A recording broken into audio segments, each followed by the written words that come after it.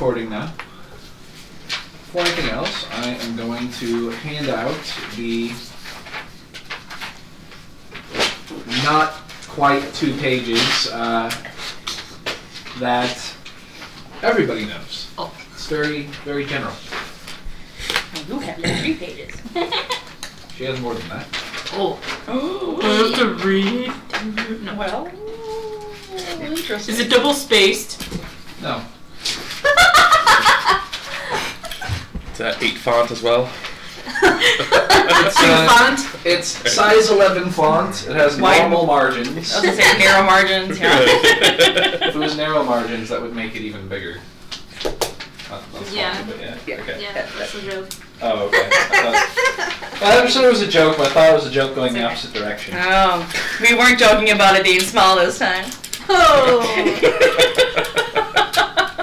Oh, I should stop now. And Robin spontaneously combusts and dies. I knew that was gonna happen. Spider! Oh god, you said spider, I'm like, what? Where? So, you don't have to start reading because I'm going to read it aloud so that everybody can hear and it's on the recording. So, Can we put on the somber music, please? I'm doing it. Thank you. Okay. December 1st, 2025, after a massive spider sighting went public, President Keith Williams declared martial law in Rose City. It made national news, and the newly founded Forces organization was given full authority of the area. There was some protest, but business continued as usual. Primarily, their investigation focused upon 2 areas, the De Morte Auto Yard and Autumn Lake. The perimeter surrounding both areas was gated off. By now, only a third of the city remained. The rest of its citizens had evacuated. Militant forces members in pristine white uniforms harshly detoured looters with anti-riot gear, while simultaneously hunting the 15-foot spider monstrosities which had eluded them at the lake. People were given permission to leave via checkout points as they saw fit, but entry to the city was barred for a time. The forces' intervention was ultimately successful. In less than 2 weeks' time, the outbreak was contained. De Morte Auto Yard was turned over to the city after nothing of interest could be found. Autumn Lake, on the other hand, has remained closed into the foreseeable future. The forces maintain a strong, strict, and secure perimeter of what was once a state park. National news focused on the new branch of military for months to come. Swiftly, the forces and Rose City became household names, associated with the investigation of strange phenomena and/or unexplained events. A certain mystique was afforded to them, and rumors circulated as to their connections with other entities, Area 51, Section 9, the Majestic 12, etc. Several of their operations were made public, including their investigation of the famous Red Robe terrorist and detention of Advent-inflicted peoples. It was elucidated that exposure to some of the past few years' increasingly severe events had the potential to elicit changes in neighboring life forms. Sometimes, with the assistance of Novacorp patented detection device, the afflicted could be identified. Because there was no way to know how these changes would manifest over time or affect the surrounding populace, all inflicted persons had to be confined and quarantined for study. Imagery and descriptive language of Rose City's Jake Short was presented throughout the United States. This included the pictures of his half-transformed fiendish face and the aftermath of the highway attack, a destroyed freight truck, broken chains, and blood-stained frozen asphalt discrepant to the California sun. Locally, the news focused on more specific issues. The McCallum siblings were wanted by the forces for domestic terrorism. They've been identified as known Advent-inflicted persons. They are named as associates of cop killer Jake Short, are surmised to have started the Allen High Gem fire, and are suspects in the gang-related mass murder of a group of teenagers. The bodies of the Blue Lions still have not been recovered. State media has been flooded with interviews. A woman living at an apartment complex near the high school said she saw a small redhead girl fitting Robin's description shift forms into a strange canine-like creature. "I'll never forget the evil cackle it let out before charging toward the school," she's on record saying. "It was just before the terrible fire." Another interviewee spotted Robin and a red-hooded figure on the highway, where Jake Short's body was recovered. They witnessed a similar animal-like transformation. Eamon McCallum, ex-First Lieutenant of the U.S. Air Force, as well as current Forces operative, and his wife Fiona could not be reached for statement. By mid-June of 2026, everyone had been made aware of Advent-conflicted persons. There was a lot of back and forth concerning the rights of individuals versus the danger to the public. Increasingly, however, news featured the most heinous and transformed of these individuals committing unspeakable crimes. There was a consensus that the inflictions changed people for the worse and turned them violent or monstrous. These occurrences were very rare but heavily publicized. The forces estimate that as much as 0.0003% of the population could be inflicted. Strangely, no further events or peculiar storms occurred or would occur since the forces went public. People speculated about that as well. Because we saved the day. It's not the way they see it. Yeah. They don't know how much they owe us. Thanks for taking the fire. Yeah, right? Apparently. Literally. Yeah. No. So first off, any questions regarding that? Nope. Okay. So next I'm going to go to Layla's sheet, and how I'm going to do this is I'm going to read what happened to Layla during this time. I'm going to skip the sections labeled things that Layla discovered and contacts that Layla made, etc. I'm not going to read those to you guys. But I will read everything else, and afterwards, Layla can decide what she shared with you and what she didn't. Because of where it is on the timeline, some things she couldn't have shared with you even if she wanted to, but you know, we'll get to that as it goes. So you guys ready to hear what happened to Layla? Her story? It's gonna be so For a year and a riveting. half, for 4 pages. Oh my god, this is exciting. That's actually a lot more than I was expecting. That's good though. Awesome. It's like Hit me. we're the children at the school over here where he went to read to them one day. I'm not as worried about offending you guys with a sassy cowboy. Oh, yeah. or anything. Oh, you didn't hear about that, did you? The sassy No. cow? I will tell you later. I got like, I was voluntold to go to a school, basically, and read to some kids. To be fair, John came to us and was like, we need volunteers, who's gonna go? And I was like, I'll go. But, so I mean, I kind of threw myself under the bus, but some shit happened. Some shoot. Yes, some shoot happened. Yes. Oh boy. Oh shoot. Okay. Okay. Alright. Gotta get a drink. My mouth's already getting dry. Okay. Okay. Everyone bear in mind, this is just how it happened for Layla. The knowledge Layla obtained from her wish was overwhelming. She now understood things that a pastor wouldn't have the comprehension to learn. She could conceive of parallel planes and asymmetric timelines. She knew that 2 worlds had nearly collided and all known life was almost wiped from existence. She discerned that other planes could have very different rules and that these laws could bleed between realities. She postulated a connection between all planes was evident due to the attraction between these 2 great forces.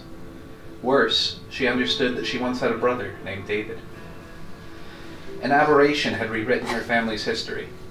Now all that remained were relics and grim reminders of a boy the world would never acknowledge or remember. She was left feeling very small, now understanding greater than anyone how large the multiverse really is. School continued, despite the sudden onset of Forces Law. The 2-week takeover in December had little to no direct effect on Layla. There was no visual military presence in her neighborhood, and the spider sighting had occurred out in the country opposite her side of town. Her father was home throughout this and encouraged her family to ignore it. Still, the militant takeover could be disconcerting given her circumstances. She had to wear bulkier clothing and fake an illness to skip Allen High's final football game of the season. The wing on her back had begun to grow at an alarming rate. Layla mostly kept to herself. She withdrew socially and spent every waking hour investigating the Flamison estate for knowledge or evidence of David's life. She gave David's computer away to Trevor in hopes they would find something too. Her parents also discovered things. Much to his confusion, Magnus's business associates would ask him how his son was doing. Occasionally, Danica, hopefully I pronounced that correctly, Danica would come across a photo of herself with a young man she didn't recognize but swore was the spitting image of her husband. Twice, much to the chagrin of Layla, Amalia brought up the extra bedroom and asked questions about it in front of the family. It became somewhat of a hot-button issue and a source of frustration throughout the Flamison household. Bartholomew somewhat deduced what Layla was up to. If he came across any clues regarding the mystery boy, he would note them to her. He didn't seem to know who David was or what Layla was trying to find, but he did his best to covertly assist her anyway. And there's a list of the things he found, which you'll get when I'm done reading. Good little party. Just before Alan and High's winter break, Layla decided that something had to be done about her wing. Her family and friends were growing suspicious toward her unconventional baggy clothes and overall change in style. Layla broke down and told her father about it, asking for his help. Though shocked at first, Magnus was surprisingly understanding. He didn't divulge Layla's secret to anyone. He snuck her off for a special daddy-daughter bonding trip, and the two traveled to Nevada to meet a surgeon. The surgeon was a strange hooded man referred to only as Francis. The idea of being topless and unconscious in front of him scared Layla, but her father promised it would be alright. The surgery was successful, but Layla could still feel the phantom pains of a wing that was no longer there. She woke up heavily bandaged in her father's car. He told her that they would never speak of that day again. The two drove back across state lines into the San Francisco airport, where they met her mother, Danica, for their family Christmas trip to Norway. It was explained that Layla had a growth removed. Her mother understood, but wondered why she didn't just say something sooner. In Norway, Layla had time to heal and relax. There was some brief tension early in the trip when Torin, that's her grandfather, asked Magnus about some pictures he had of David. Magnus admitted he didn't know who the boy was either. Both seemed frustrated for a bit. They spent an afternoon making calls to other relatives and playing detective. Eventually, though, they decided that the whole family must be suffering from early-onset Alzheimer's. Layla got a whole new wardrobe for Christmas, as well as a gold bracelet and a tea set. The week was spent laughing with family, poking fun at Magnus, and driving around the countryside. Layla was feeling much better when she returned to the States. Sadie and Brittany called her with gossip about some boys they'd met while skiing. The city was no longer under martial law, and people had begun returning. All the scary things that had happened to her in November seemed like just a dream. For months, Layla made no effort to reach out to the others. She didn't even see them as they had stopped coming to school. She instead returned to her normal life of class and privilege. She got her license and painted the Malibu a glossy cherry red. She went out on dates, was invited to prom, and even shadowed her grandfather Rickard for a day to learn about his business. All remnants of David had been stored in a room and were no longer around to haunt her. Nadia would reach out to Layla on occasion, and she'd respond but make little effort to engage. This continued until around mid-April of the following year, when Layla received a call from her grandfather.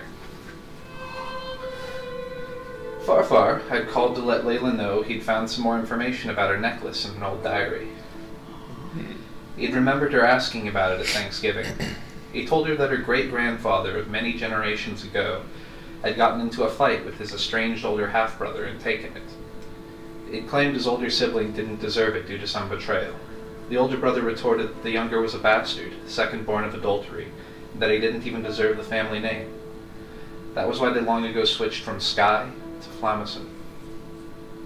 Farfar found it all quite interesting. He boasted that the joke was on these Skye folks, as the apparent bastard Flamisons had made out quite well for themselves. Layla thanked her grandfather, but something about his story bothered her. She found herself recalling last year's events in vivid detail. She remembered the boy she killed at the bar. For some reason, it no longer felt like a dream. Later in that evening, Layla received a call from Nadia instead of the usual text. Nadia's father had finally returned home, without his wife. Nadia was in rough shape and asked to hang out. Layla obliged. She wasn't feeling so hot herself. Layla picked up Nadia and the two drove out of town and into the countryside. Nadia informed Layla that Trevor and Robin had taken off. They are researching the locations on David's map and their connection with the other world. Nadia had been alone for about a week now. She missed her mother, missed Henry, missed the McCallums, and had been missing Layla too. They wondered together if they ought to miss David. For the next couple months, Layla and Nadia spent more time together. Layla drifted back away from her childhood friends. She found her burner phone to reach out to the McCallums on occasion. Her and Nadia went to the Lotus together some nights and drank their cares away. Or they drove out of town and practiced their abilities.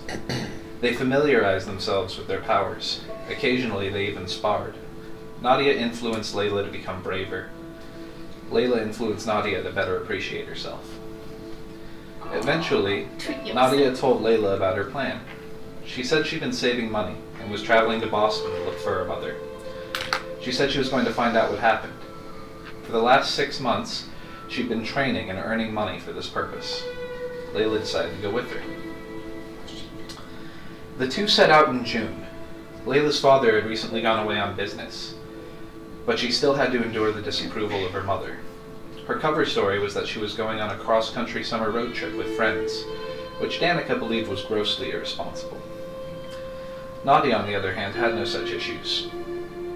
It was fun at first, traveling together across the country. Layla was able to house them every so often at a luxury hotel. But every night it became more serious as the two went over what their plans were. Nadia had gathered a lot of information. Her gang had left home when a member of the Murasaki Ryu was killed at a Boston pizza parlor. She'd gotten the name of the place from the news. The person who'd killed him was the werewolf that attacked the Lotus. After word got out that he died and his sword had been recovered, her gang finished off his pack and returned to Rose City. They'd lost her mother somewhere along the way. The werewolf's pack had been found at a club called the Burning Ash. However, a set of matches from a place called the Sky Lounge was found on his body. The weirdest thing Nadia knew was that the werewolf had 2 plane tickets on him. One was for himself, the other was for someone named Ban Sky. When she was told about it, Layla had flashbacks of her conversation with her grandpa. Nadia also seemed unhappy at times, for reasons other than the obvious. It was as though something more was weighing on her. Boston didn't go as planned. For weeks, they ran into nothing but dead ends, returning to their hotel defeated. Nadia got into a fight with her gang's local members, and they refused to help her. Eventually, they located the Sky Lounge, despite its address not showing up on Google. It was filled with some unsavory characters, but they were adamant they had no association with the pack that attacked the Violet Dragons. Their demeanor changed when Nadia started asking questions about Ban Sky. Security escorted them out and then turned violent. They transformed, just like the werewolf back at the Lotus. Nadia, damn it!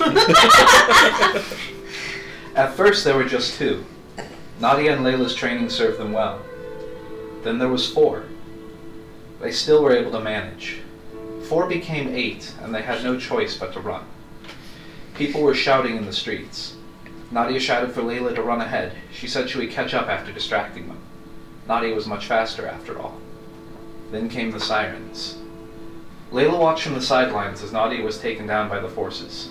They used stun guns and batons, beating her into submission. Nadia mouthed that it was okay. She nodded to Layla and motioned for her to go. Leaving was one of the hardest things Layla ever did. She cried herself to sleep for days, eventually calling her father before flying home in early August. Wait, leaving my car? He had it arranged for her car to be shipped back. He became angry when Layla refused to talk to him about what was wrong.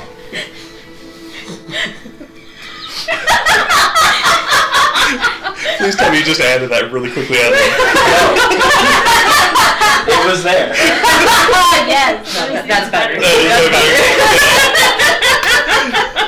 Nadia was shown on the news later that month, crying out in rage while being restrained by half a dozen men. They made a point of zooming in on her claws and fangs. Trevor and Robin fell out of contact. They just stopped responding one day. Layla could only imagine what had happened to them. She returned to school, but it didn't feel right there. She stayed distant from most people and focused on her studies. Nothing seemed very important or consequential anymore. She noticed rings of red had begun to form in her brown eyes, a physical representation of the changes she felt within. Layla's father became a lot more open about his work. He was no longer employed by a firm, and instead had an exclusive contract with the U.S. forces. He primarily was busy working with their insurance to settle damage claims, but also handled all sorts of other matters for them. In particular, he was proud of his work with the recently promoted 5-star General Rasputin. Raz, as Magnus called him, oversaw the force's most elite team. He worked with Advent-inflicted volunteers, using their gifts to benefit others instead of hurting them. Layla remembered Byron. Winter of 2026, Layla could no longer contain the guilt. She confessed everything to her father. She showed him her abilities, she spoke to him about the monsters in the sewers. She told him about David and why nobody could remember. She even tried to explain the other world. Magnus was taken aback. He didn't understand a lot of it, but he comforted his daughter. Layla asked him for help. She asked if he could speak to Raz. He agreed. Magnus had his daughter take night classes to accelerate her schooling. He insisted that she graduate before she left. By the end of June, Layla had graduated and spoken with a handful of Haven representatives. Haven, she learned, was the name of the tropical island where she'd be staying. And then it has a couple of your contacts that you made. Okay! OMG. God damn it, Nadia. Why you gotta be so violent? I'm joking. Wouldn't have you any other way.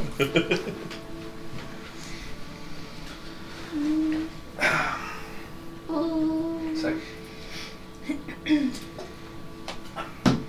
Now I will go over the first half of what happened to Nadia. Oh shit. And then it'll just cut out and you won't know the second part. I hate it when we lose signal. Oh my god, don't cry. Don't cry. Don't do it. Don't do it! No.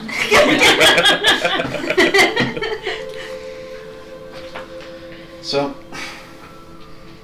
Nadia. Nadia's life had been changed forever. Her best friend, Henry, was gone. David, a man who'd apparently loved her, was gone as well. Not long after the werewolf attack, Nadia's heart broke when the other Violet Dragons returned without her parents. They told her that her father was fine, but that he'd elected to stay and continue looking for her mother. This provided some relief, but they didn't seem optimistic that he was going to find her. The elders held a meeting. Trevor and Robin were included. The adults made clear what had happened in Boston. They explained that they'd moved in response to a werewolf attack on Morisaki Ryu member Jeremy Wright. His weapon had been stolen, and a war had broken out between a pack of lycanthropes and their Boston sect. It was the Rose City sect's first major call to arms. Gang members from Los Angeles, New York, and Chicago had been sent as well. Olivia, Nadia's mother, was investigating a nightclub called the Burning Ash when one of the Boston members... Burning Ash with one of the Boston members when she went missing.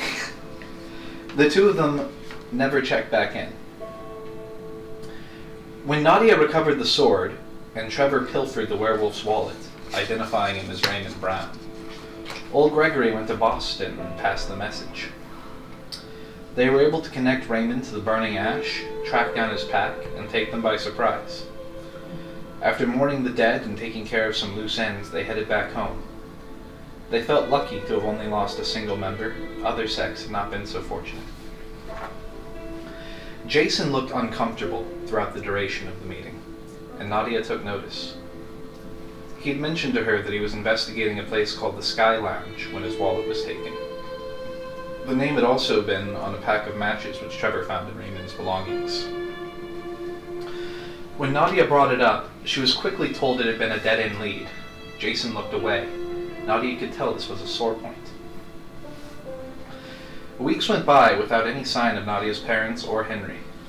Nadia and company weren't allowed to investigate the safe room. The Murasaki Ryu shut down to all outsiders, and her father's dojo remained closed as well. Aside from a couple major outings, the McCallums stayed inside. Forces members were everywhere in early December. Trevor and Robin were featured on local news. Their known friends and family were being interviewed and interrogated. Violet Dragon members were on edge about it, and afraid the siblings might be too hot to keep around. Nadia vouched for them, of course, but even she received some flack. She had to be careful too because of her teeth and nails. The other members questioned her. They were afraid she might have suffered a deep wound by way of raiment. They tested her with silver and she passed.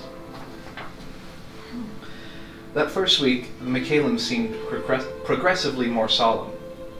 When Robin and Trevor returned from their first venture, they seemed mildly distraught. Nadia didn't think too much of it. None of them were happy, but at least those two knew their parents were safe. They explained that they traveled to another world, and that there was a hidden portal in the women's bathroom at the Ever 19. The people there had animalistic features, like her teeth and claws. As interesting as that was, Nadia was sick of other worlds. There was only one world she cared about at that moment. It was the world with her parents and Henry. Nadia returned from school one day to find the McCallums sitting in the dark. She could see bloodstains on their clothing. It didn't look like they wanted to talk, so she didn't ask. What? Nadia tried to attend class, but she couldn't focus. Her life was a mess, and nothing at the school was going to fix it. She decided not to return after winter break. Instead, she focused more heavily on her training. When Trevor wasn't lost in his computer, he trained too. At his request, Nadia loaned him the ice sword with the runes. She let him know it wasn't appropriate for use inside of the building. He and Robin were secretive at times. They'd whisper and then stop when Nadia entered a room. Trevor seemed stressed and absorbed in a continuous search for other portals. Robin started to dress a little bit more provocatively. Sometimes they'd sneak off for a few days and return with a changed attitude. Robin would seem a bit more elated, whereas Trevor would be more somber. Nadia minded her business. She had picked up smoking again and spent many nights drinking herself to sleep. In an effort to learn more about what happened to Henry and her parents, Nadia stepped on more than a few toes. She got in arguments with the elders when they told her to let it go. She interrogated the adults who'd returned from Boston. She questioned the Blue Lions girl who was still imprisoned in their basement. She broke into Annie's room during a meeting and read her books. She burglarized Henry's house and went through his things. She investigated the nearby sewer system in spite of being directed not to. Oh my god. At one point, she even got into an all-out brawl with Old Man Benny. Oh shit! She was determined to beat the information out of him if she had to. Who knows what might have happened if Jason hadn't intervened. Dude, he's a strong motherfucker, I'm just saying. Everyone forgave Nadia. They felt sorry for her.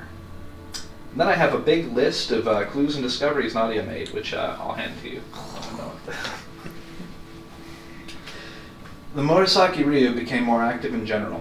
Training increased threefold. By February, they were basically vigilantes performing a similar service to that of the forces. Nadia noticed that Jason took his training very seriously. When it came to his duties for the gang, he had matured greatly. He'd chastise Henna, Jackson, and Blake if they were goofing off.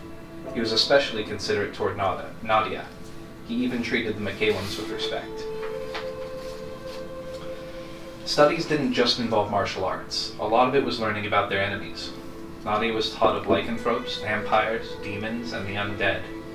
They went over strengths, weaknesses, and how to track them. Different weapons had been crafted specific to a certain foe. She was informed that the things she learned were generalizations, but to be aware that exceptions were commonplace. And then the second half isn't done. I think you go to Boston. Boston.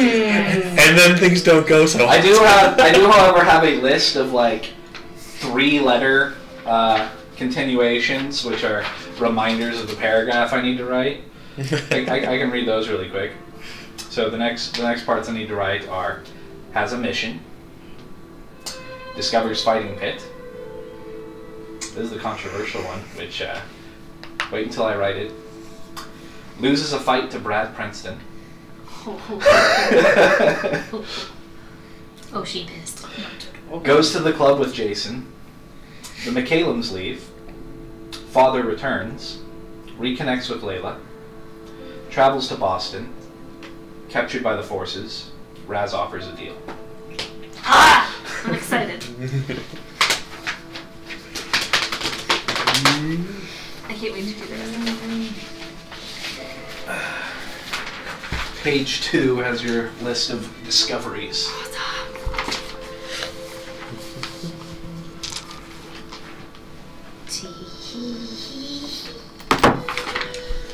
Good writing, sir. It's not bad for 2 a.m. tired as shit. That's when the crazy thoughts will flow sometimes.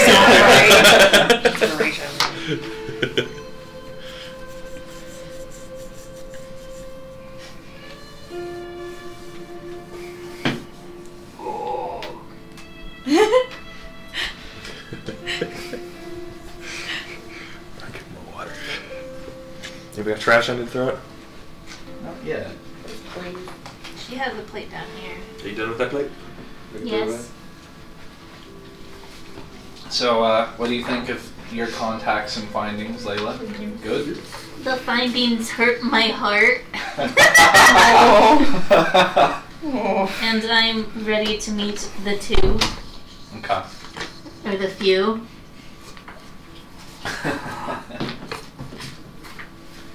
The two. The And crowd. how does Nadia Please feel join about her. her findings? There's your answer. Fuck you, Benny! Benny!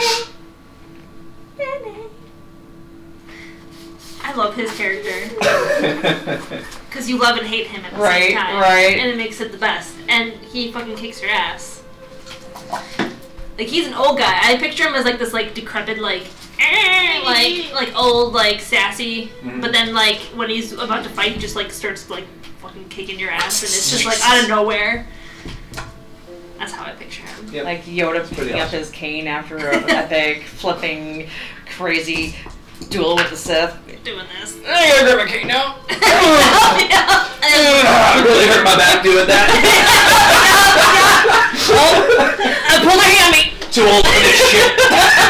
He's just like crabby motherfucker. That's how I picture Benny, who eats people. I think the best part about Benny would be like, he wouldn't want people to see that second side necessarily if he was fighting them. So it'd be like this epic fight. When he'd kick their ass, you know, he'd stunt about it, say some shit to them, spit on them or something, walk off. As soon as he got around the corner, fuck my back! Well, yeah. Yes. Isn't that what you do too? I mean, what you would do too? All right. He waits till they can't see him anymore, and then he's like, fuck it all! Or here. I was gonna say, he didn't care about here. He just prove it. That didn't happen. That didn't happen. Prove it. Okay. So, do we need to leave room for So I other think, things? Or are you going to leave the room with that person because of the video? I'm trying to think how best to do it. I think I'll kick you two out. Because, Okay. and you two already, you two were together long enough that if you want to share any of your discoveries with each other, you can. If you don't want to, you don't have to. Maybe I will. Maybe I won't. You don't know. I don't know. I'll trade you one discovery for one discovery.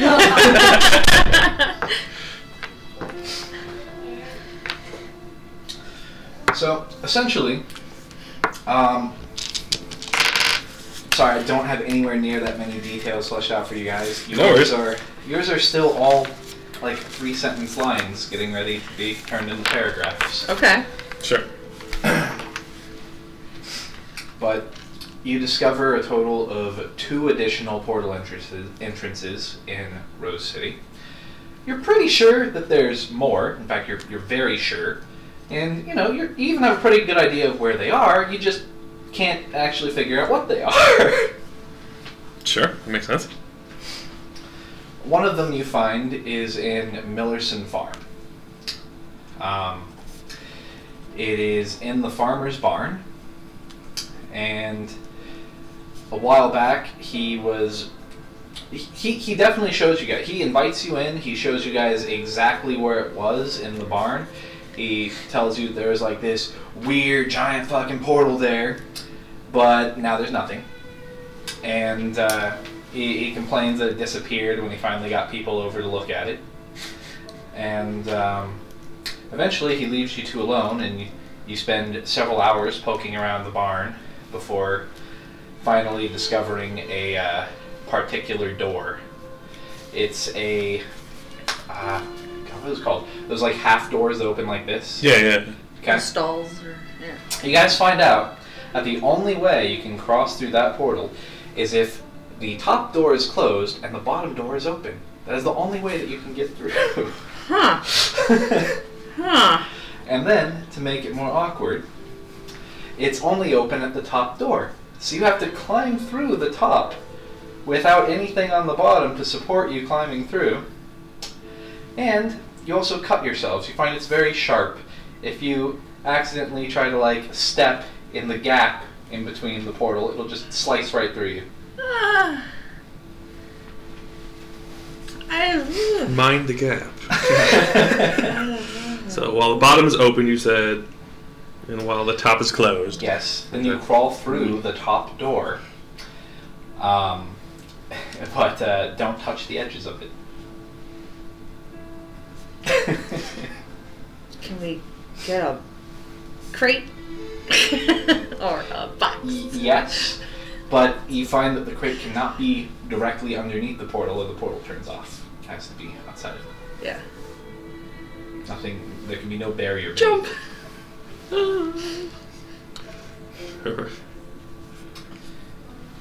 So, you guys will have rediscovered the volcanic plane as well at the high school. That's the other portal, then? Is that Yeah, the other high one school? you just find. It is in one of the planter boxes in front of the gym. And you have to leap on top of the sprinkler while it is turned on. Turned on? Turned on, yeah. This takes you guys forever to figure out. Yeah, right.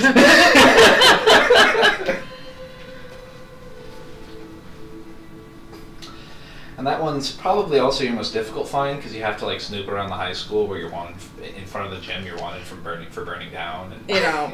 Right. You know. As one does. So I don't have details of the inside of the other one yet. I'm trying to decide which ones I want to give you because I have about 10 really important places. And then aside from the 10 important places, I'm going to make up the rest. So I have to decide what I'm going to give you. See, this is why I'm not prepared. This is the not preparedness section. So, No problem. you guys will have stayed with Nadia for a time. You'll have left before her father returns. That's what it sounded like. By now, you will have killed 2 or 3 people. Maybe more. I haven't quite decided yet. But Robin becomes increasingly more vicious. It becomes a feeling of ecstasy when you kill someone. It is an overpowering positive sensation. The only reason that the only reason that you're able to put up some minor resistance, just full out going psychotic and murdering people, is because you have such a high wisdom score.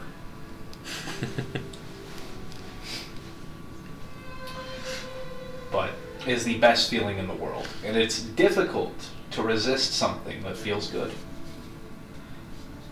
You know, resisting pain is one thing, but resisting pleasure is a lot harder.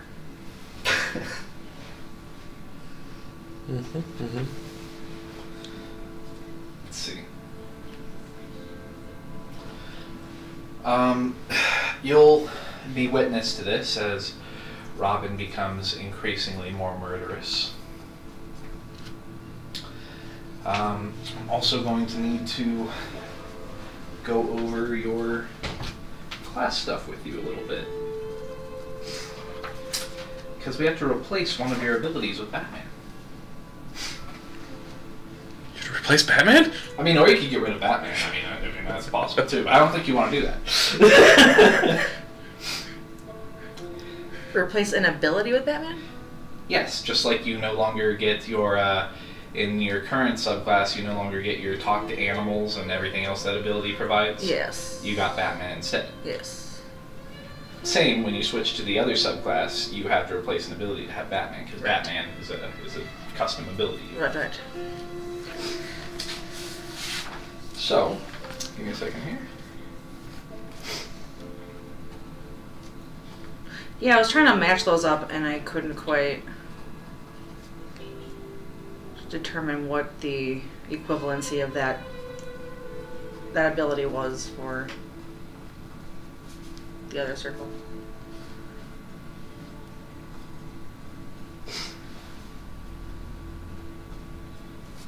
Give me a second.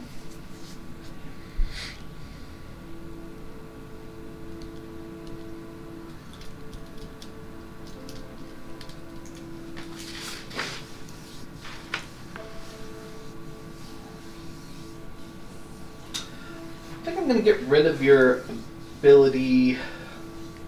Well, actually, I'll let you choose. You can choose any of these three.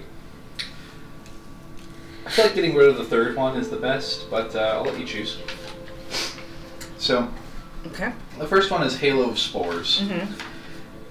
This surrounds you constantly by invisible necrotic spores.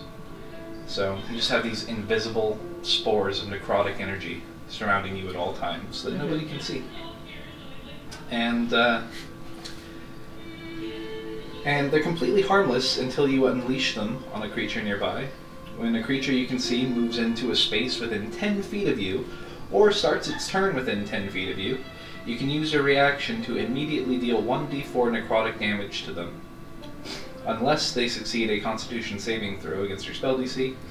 And at 6th level, which you're currently at, increases to a d6. So the ability is, if anybody walks within 10 feet of you or starts their turn within 10 feet of you, you can use a reaction to deal a d6 necrotic damage unless they succeed on a saving throw. Nice part about that is druids don't have a lot of reaction spells or any abilities. So Yeah, feel free to give her recommendations for which one she should replace. just saying, I've noticed that I am more than Snaz had open to- no reaction stuff. So, next option. I personally would not replace this one, but that's up to you. You gain the ability to channel magic into your spores. As an action, you can expend the use of your wild shape feature to awaken these spores, rather than transforming into a beast form. You gain 4 temporary hit points for each level you have in this class. So that would immediately give you 6 times 4, 24 extra HP, just immediately. While this feature is active, you gain the following benefits. When you deal your Halo of Spores damage, that's the first ability, so if you give up the first ability, this part is moot. Roll the damage die a second time and add it to the total. So it doubles the first ability's damage. And the second part of the transformation, besides the HP and the doubling the damage of the first ability, is all of your melee weapon attacks deal an extra 1d6 poison to everything they hit. And the benefits last for 10 minutes, or until you lose all of your temporary hit points, or until you use Wild Shape again. Those are the two I would keep. That's pretty sweet so far. Yeah, those are the two I would keep, but you are more than welcome to get rid of one of those. Here's the last one. Your spores gain the ability to infest a corpse and animate it. If a beast or a humanoid that is small or medium dies within 10 feet of you, you can use a reaction to animate it, causing it to stand up immediately with 1 hit point. The creature uses the zombie stat block in the monster manual. It remains animate for 1 hour, after which time it collapses and dies. In combat, the zombie's turn comes immediately after yours. It obeys your mental commands, and the only action it can take is the attack action, making 1 melee attack. You can use this feature a number of times equal to your wisdom modifier, and you regain all expended uses and a long rest. So, you can create a 1 HP zombie for 1 hour instead of eating the dead person's heart.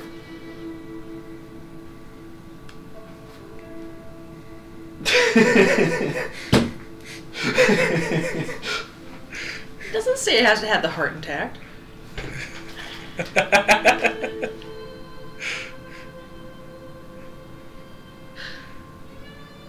says you have to use your reaction as soon as it dies. Okay. I mean, if you somehow keep it alive until the moment you eat its heart, somehow. And you do it while not in beast form, because you can't use it while in beast form. Oh, wait, actually, maybe you can, now that I think about it. No, I think you can, because it's a class ability, so I think technically you could. So if you as long as it's not a spell. If you manage to maul them, rip them open, crack apart their rib cage, and consume their heart before they die, then yes, you could do it after you. Okay. If you can somehow Kalima them real quick, get the heart out while they're still alive, eat it, and then die. Reaction. So, my opinion is to get rid of the third ability, but that's only my opinion, and you do not have to pick that, and you are more than welcome to confer with your brother to figure out which one he thinks is the best choice.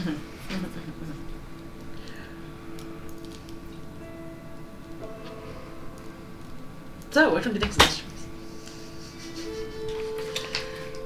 They're all fun sounding. I really like the fungal infestation. Right. Oh. Makes me prefer. We can choose whichever one. Batman, you're a normal cat again. Well, I think you might not realize how powerful Batman is because you haven't used it. True, like, So I should. I've heard some of the stuff that you were saying that Batman could I do. should give you the Batman ability. So Batman context. has his own initiative. Yeah. Gets his own action economy, or her own action economy. I'm sorry. Shares an HP pool with Robin, so Batman's 4 HP gets added automatically to Robin's HP permanently. It does not count as 10 hit points, and Batman also, shares the HP pool, so has the same amount of HP as Robin. The only downside, the big weakness of that is AoE. That's an AoE. AoE is bad, but other than that, stay away from the hand grenades and landmines. She can break the action economy because Batman can also cast any of her spells. Using her spell slots, I assume? Yes, using her spell slots. Which means she basically can cast 2 spells every single turn with use of Batman. And gets free HP. Yeah. And can cast spells in 2 different locations at the same time while looking in 2 different locations at the same time. Does not have to close her eyes or go into a trance to see through the cat's eyes. Right, that is, that's too hard to pass I up. feel like that's a little bit stronger than 1 HP zombie guy. I mean, Yeah, much stronger than 1 HP zombie. Or 6 1 HP zombies or whatever. I guess that is a little cooler than animated dead. And you'll still be able to do that later through regular spells. Actually, that's true. technically, And it'll if be better than 1 HP. And it will be better than 1 HP. If we are at 6 right now, then I do. Yeah, right. I think you. I get it at 5th. Okay. You get what? I thought that was 3rd one Anime. spell. Anime dead. That is 5th level. Oh. I don't think you get 5th level spells at level It's not. 7. It's not 5th level. It's The 3rd level? at 5th level. I get animate dead and gaseous form, Gotcha. or circle spells. That means that there are options you can pick. It doesn't mean that you auto get them. Well, actually, you're a druid. Are so you need- sure? Circle spells, you automatically get those. Yep. You have Yeah, them because permanently that's what it prepared at said. all You'll have them It permanently said prepared at all These times. do Yeah. not something Yep. against your something. Did not count against your preparations. There you go. Gotcha. Yep. Okay, for sorcerer, it's a little bit different. For warlock, it's a little bit different. Yes. You basically get extra spells added to your list of options to choose from. You don't always have them prepared. You just get extra options. Yeah, choose you always from. have it prepared and it doesn't count against the number Alright, of well, cool. spells. Okay, alright, I'll forego the 3rd. So you've already got the spell that's better than the third one. So. Okay. Yay, Batman! Yeah. One of the things that I'm going to mention this now before anybody goes, but you didn't say later. So, Batman requires you to be using any necessary components to the spell. Right. So, if you are chained up with no focus and gagged, Batman can't cast spells. That makes sense. If she has her staff, which she's been using kind of as a focus, then Batman can just cast, essentially willy-nilly? Yeah, theoretically. If it has a verbal component, she's going to have to say the verbal component. What? Meow isn't the right word? No, it isn't. Only to summon other cats. So I created a character that I'm inserting into this campaign. I was inspired by a Reddit post, Ooh. and I decided that this is officially going to be a character in the campaign because it was so fucking hilarious. This character's origin story is they were just a normal guy when they accidentally summoned the wrath of a great old one while trying to pronounce the names of furniture in an IKEA.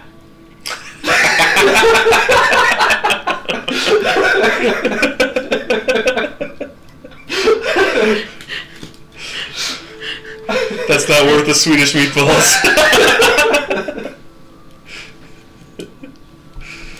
Okay. What? Just getting the wrath? I'm gonna Or the ask you Swedish this long- meatballs. Swedish meatballs. I can like you can get Swedish meatballs there. So the forces are permanently prominent in Rose City. They have a perimeter around the entire park. They've taken over the park. They are now widely known across the country as a U.S. militant force that works. What's what I'm looking for? Inland in the U.S. In why am I having a brain fart? There's a word for it. Never mind. But regardless. Okay. Local or Yeah, they work. domestic. No, I don't think. Homeland? You're right, but no, there's a word for it. It doesn't matter. You get the idea. Yeah. Anyway, and they hunt people like you guys, and like Layla, and they theoretically like Nadia just because she has teeth and claws, Yeah. We hate everybody. but also because she wields magic weapons. So I mean, Well, there's that too. they can't tell the difference. They're just soldiers. Right. They're just doing a job. They're armed with really high-tech shit that Trevor would love, that the other military operations are not using. Like the cool grenade that somebody swiped. Was it you? I have. Yeah. So maybe I might have learned something about it. I don't know. Possibly. At least how to close it and open it Yeah. and close it. It disrupts spells and spell-like abilities and requires you to make a save for your ability to work. Yes. And does how big of an area? About a 20-foot radius. That's sizable. Yeah, it's pretty sweet. Affects you too, though. Yeah, man.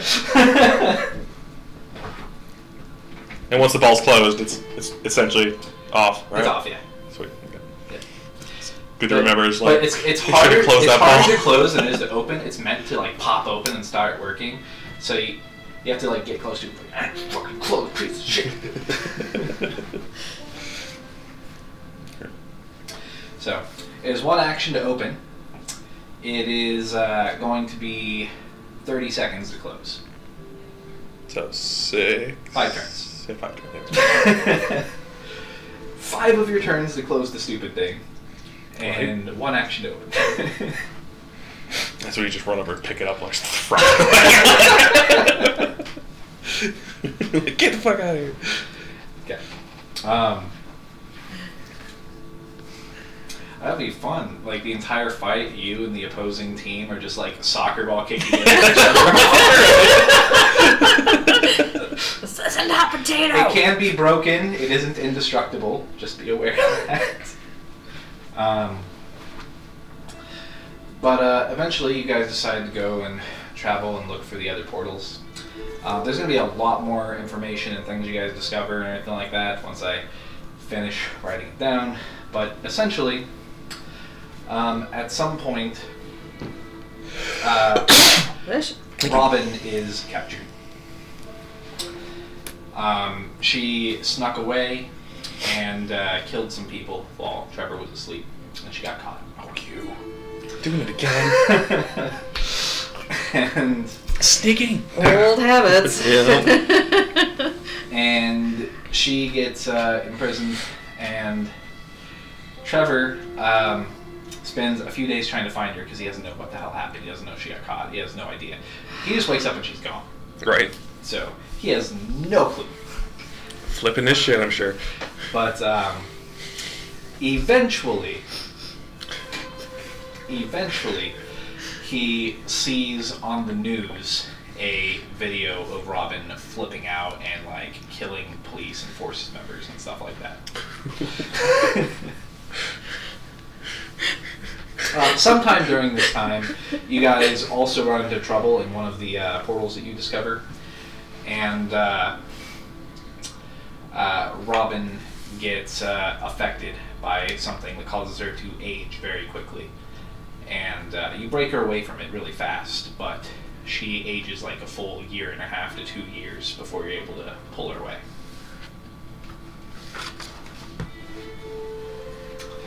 So she's going to start off appearing 15 or 16 at Emily's discretion. I did have that written down for you. May 9th. Oh, his birthday? That's the same as my real life aunt's birthday. Good company then, huh? Maybe? Good company? Hopefully good company. Right. Okay. So that... She was a That would hippie be that at the was fifth. really into crystals and stones and like herbs and plants and stuff, and she had a green thumb and grew tons of plants and had an obsession with like small chihuahua-like dogs and was really into weed. You had me until Chihuahua.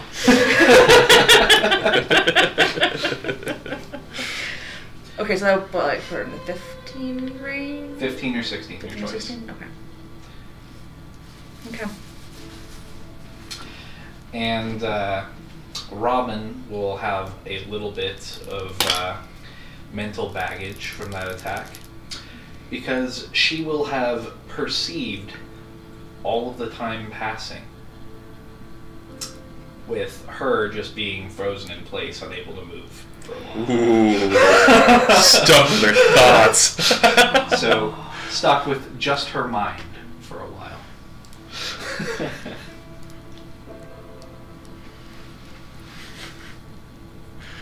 Now the attack makes a lot more sense. Yeah, right.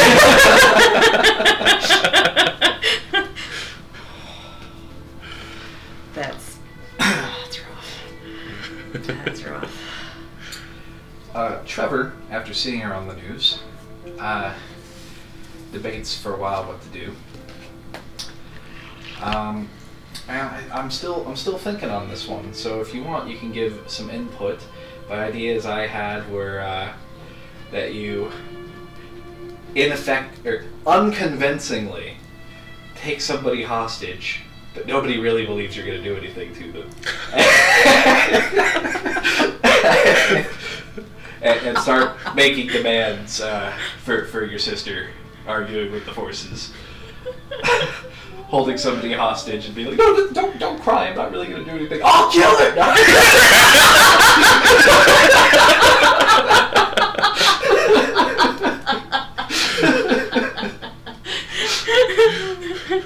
That's around where my mind was at.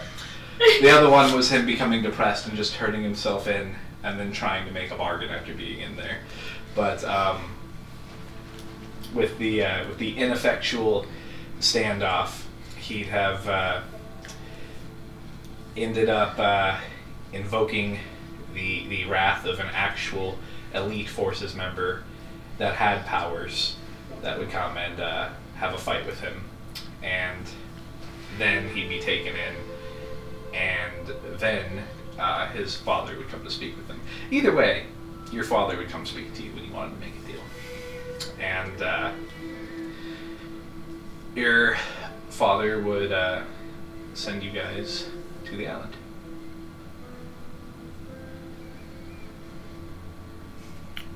He's okay with sending Robin there? Even though he thinks he's still a doppelganger. So he still thinks that she isn't Robin. Because, the DNA test. Right. And But as far as he's concerned, you know, you want her to be with you, and he thinks that that she belongs there on the island. So,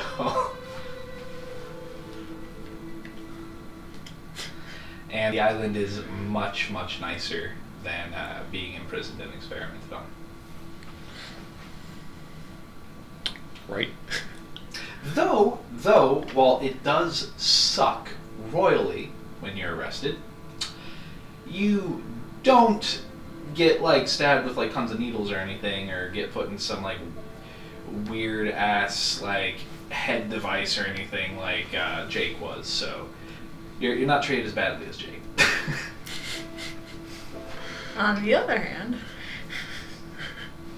you're basically in a really high-tech NovaCorp prison cell, being monitored at all times, no privacy, and there's angry, violent people with powers in the cells around you.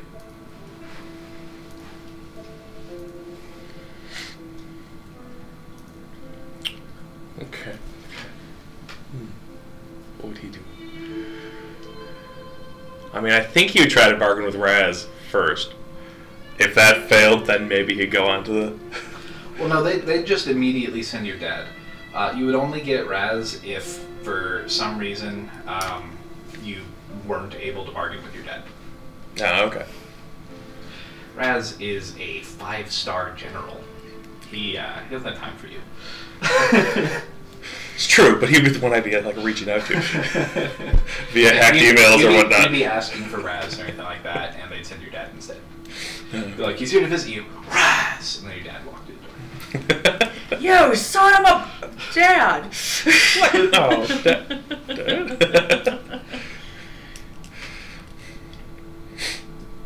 Alright, I'm cool with either option. Okay, I'm gonna do the ineffective hostage guy. I think it's funnier. So good.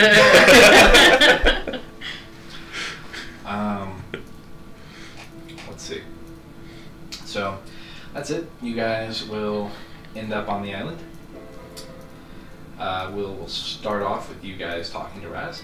And now I have to go talk to Nadia. So you guys get out and send Nadia. Yeah, okie dokie. And I'm gonna go see if there's any pizza left in the belong, actually. Should be. Okay, so now I'm gonna steal Nadia to go over some basics for the second half. None of your business. Oh.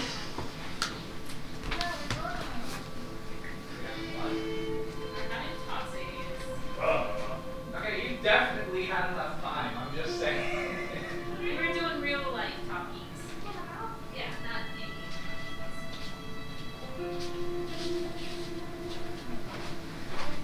Alright, close the door, don't let the cats in. Stupid cats. No, they're hanging out by us anyway. Okay. So, you have the basic little one-line branches of the next paragraphs to be written. What questions do you have?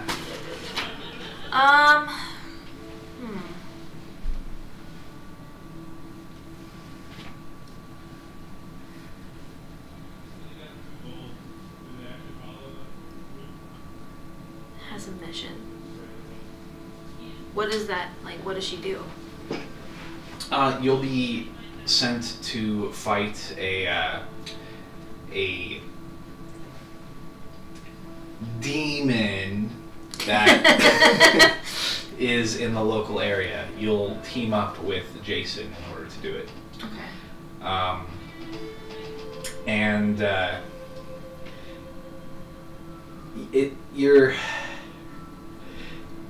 It's more like a tiefling that you end up fighting and killing. Interesting. Okay. Discovering the fighting pit, I'm guessing that was very similar to what we talked about before. Yes. So where she just fights. you'll have discovered the fighting pit on the mission to go and find the tiefling, and then after finding out about it, you'll go back there recreationally. Does Jason ever join me? Yes, Jason would find out what you're doing. I think you said you would eventually like mention it to him or confide in him or something.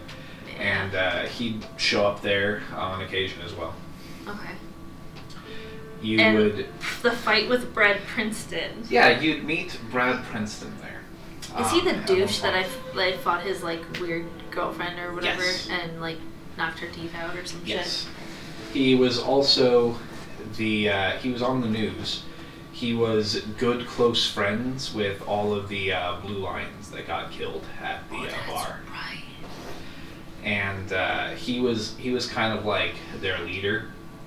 And God, he's a dick. I don't like him. well, he was kind of like their leader, and according to him, that Raymond guy and some emo kid showed up and did something and hypnotized his friends, did something to them and beat the shit out of him. Does he say this after the fight? No. He's on the news. He says this like on public news. Oh, okay. That like these people came and like hypnotized his friends or something, like did something to their brains, and they went off with them, and then they never returned, never came back. It kind of goes alongside the note of the girl that's the prisoner, where she said that, you know, the last thing she remembered was that they were going to go to lunch and that she saw a boy with bright red eyes. So where does she fight Brad Princeton? In the pit, in the fighting pit. And she lost to him. Yeah, he shows up as well. And how I was going to write it was that Brad isn't really like evil. He's kind of a dick, but no more so than Jason. Probably not even as much of a dick as Jason, actually. I'm guessing she would know that when she like. Yeah, she would know. She would find out, especially with him like crying and sobbing on the news and everything about his friends. Oh, okay. I was gonna write it that she felt some guilt when she fought him because his friends weren't in their right mind. They weren't in control of themselves when they were killed. And does she let him win? She knows. No, she doesn't let him win.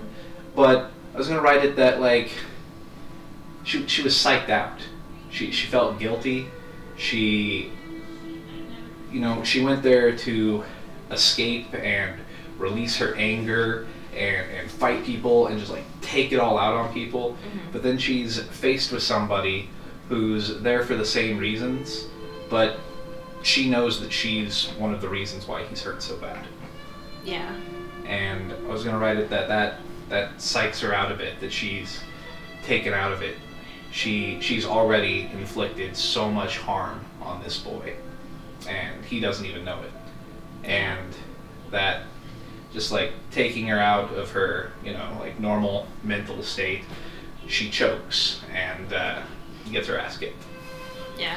And I was gonna have it that was the night that she returned home upset and had her conversation with Rob. Oh, that'd been perfect. What about the club with Jason?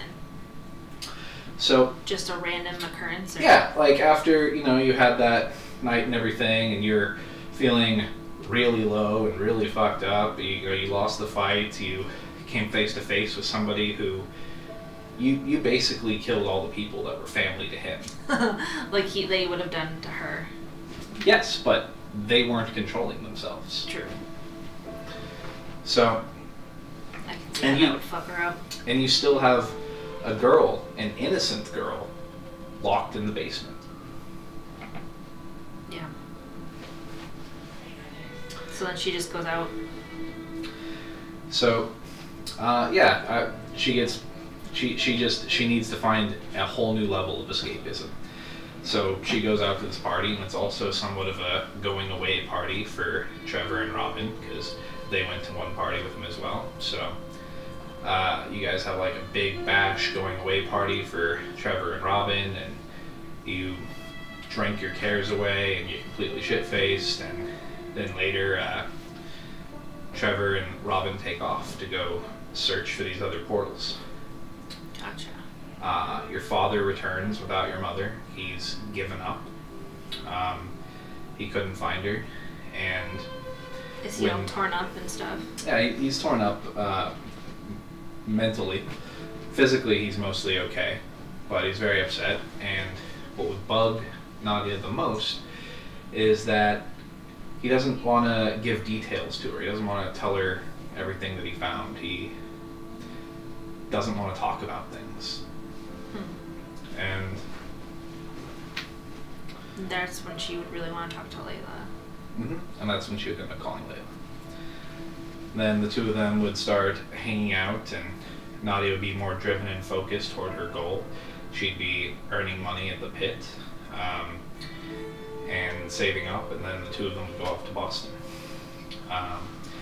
You have more detailed knowledge on the clues when you go to Boston. And it will mostly play out the same for Nadia for the most part, but I'm going to give you more descriptions. And you know, Layla had 2 sections of things that she found. It totally threw me, by the way, but it's totally perfect. Her getting captured while in Boston. Totally not expecting that at all. You're going to have a second section of things that you find and discoveries that you made in Boston while you were trying to figure things out. Okay. So when I finish your next pages, there'll be another section of discoveries and things that you found. Okay. But you get thrown into a forces jail cell, which is a super ridiculously high-tech, like something out of Star Trek jail cell. The walls are all metal, there's cameras, there's no privacy, and there's other people that are strangely mutated or have weird powers in cells around you. And for a while, you stay there. You're experimented on, they take blood, you have a crappy time. You never put like in any sort of like torturous device like Byron? No, not Byron. Actually, Byron had it even worse than Jake, but I was going to say Jake. Okay. You never put in like any like head clamp or anything like that, or like super heavily sedated or something. Yeah. But you are stuck in a tiny jail cell, smaller than this room, with no privacy, with cameras on you, surrounded by psychos. Dude, she's gonna get fucked up. And eventually, Raz will come and find you and talk to you. And he would lure you with a few things. He would tell you that he can find Henry for you and let you know where Henry is.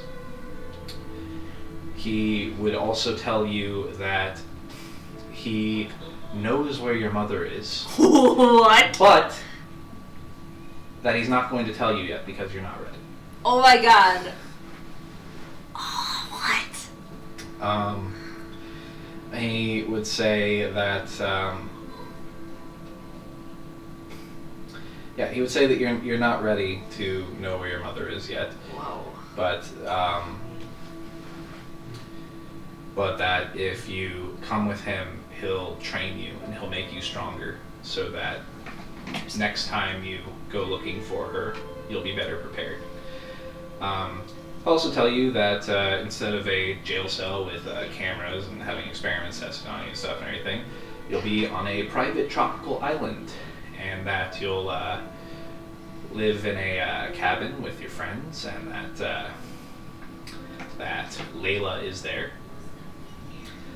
And how long is she imprisoned? How long what? How long is she imprisoned? Nadia would be imprisoned for probably around half a year. Whoa, she's gonna get fucked up. Okay.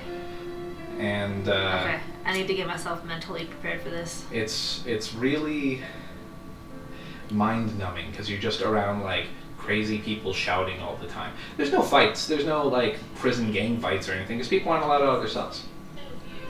I can just see her trying to have hope for a while that somebody would come for her, and she'd reconnected with Layla, so she'd really hope. And for that, hold on to that friendship, and then until it just everything breaks. And this is for you to decide.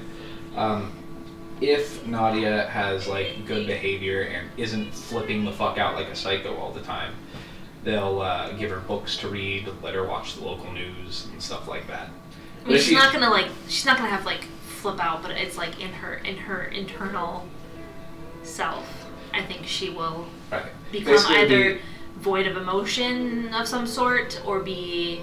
Basically, the first time that she flips the fuck out and tries to attack somebody, all privilege is removed. Okay. Um. Do they try to offer them back to keep her in? No. No. No.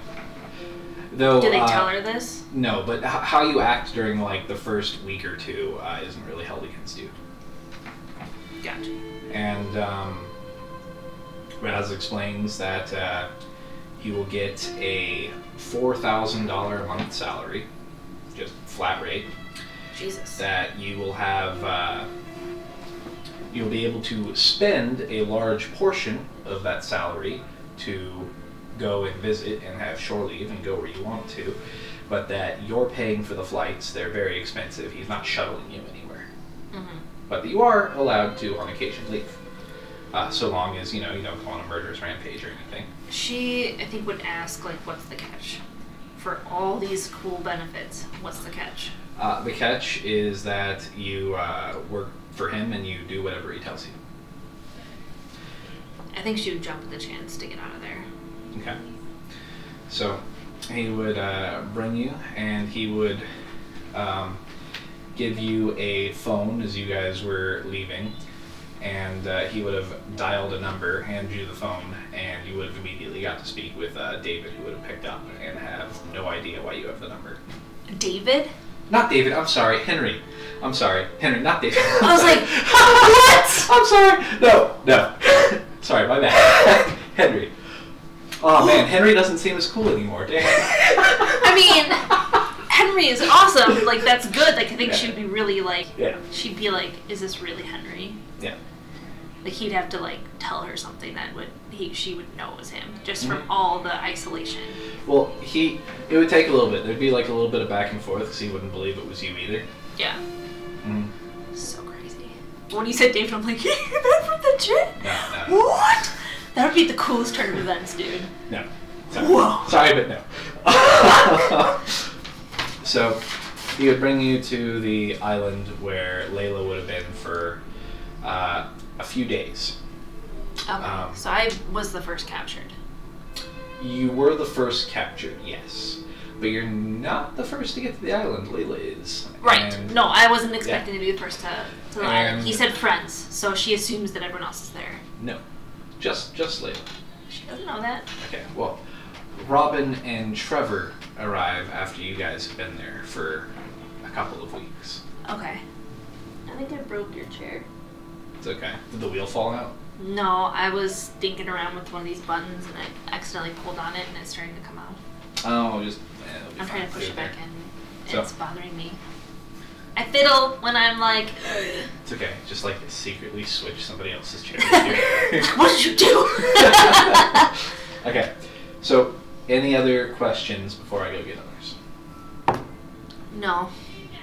I Okay. think that pretty much wraps it up, and she's gonna definitely be different, I think. Like, that kind of thing is like, what's the environment in the prison? Like, is it, like, complete solitary? It's just, aside from, like, screaming people, and she gets food? Well, not everybody's screaming. Some people, like, talk and be normal, but most of the people there are violent criminals and have strange abilities and, like, weird, like, facial disfigurements and stuff like Can that. she see anybody else, or is it she just sees herself? You can see a couple people across from you. So she tries to maybe have a conversation with them, maybe. Yeah, sure.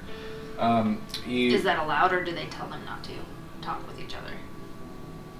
The prisoners. They don't care if you talk. The security guards will get annoyed if you're being like super obnoxious because they don't want to fucking listen to it all day. Well, but yeah. yeah. Okay. So maybe she doesn't go completely insane. Yeah, you can talk to a couple other people. When I write it out, I'll name a couple of other people that were there, but I don't have any off the top of my head right now. Okay. I'm just trying to think, how am I going to portray her? Because I feel like she would change, but maybe it won't be as much as I thought. Well, Also keep in mind the other changes, the training, the fighting a tiefling, the learning how to hunt various creatures of the night. So that kind of goes along with the feat that I picked? Did you read it? Yeah, you picked Sentinel. Mm-hmm. I'm very familiar with Sentinel. Cool. Because I was thinking, like, at first I wanted to do survival when we were talking and planning it out. Like, I thought you got survival also. No, you didn't. You're right. You're right. I was thinking about I wanted to do something to gain a perk. Mm-hmm. But then when I was looking at the options, I was like, well, what are the actual feats? Because I never really look at them ever. Mm-hmm. And when I saw that, I'm like, this would really fit for the pit fighting and all the training that she's been doing. Mm-hmm. Would fit really well. Yeah, you can't. I believe you can hit people when they come within range of you. I wrote it down. One of them is anybody you hit with an attack of opportunity, their movement speed immediately drops to 0. Yep. Creatures provoke attack of opportunity or when they hit from, somebody next to you. If they creatures provoke opportunity attacks from you, even if they take the disengage action before Mm-hmm. leaving. Yep. A creature within 5 feet of you makes an attack against a target other than me, and the target doesn't have this feat. I can use my reaction to make a melee weapon attack against them. Shade has the same feat. Oh, that's cool. I just wanted to make sure that you knew, like, because I was really into that too. I was like, oh, it's a very good feat, especially for somebody who's kind of the tank of the party. Yeah.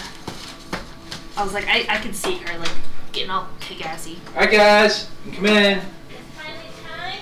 Yeah. What? Ugh.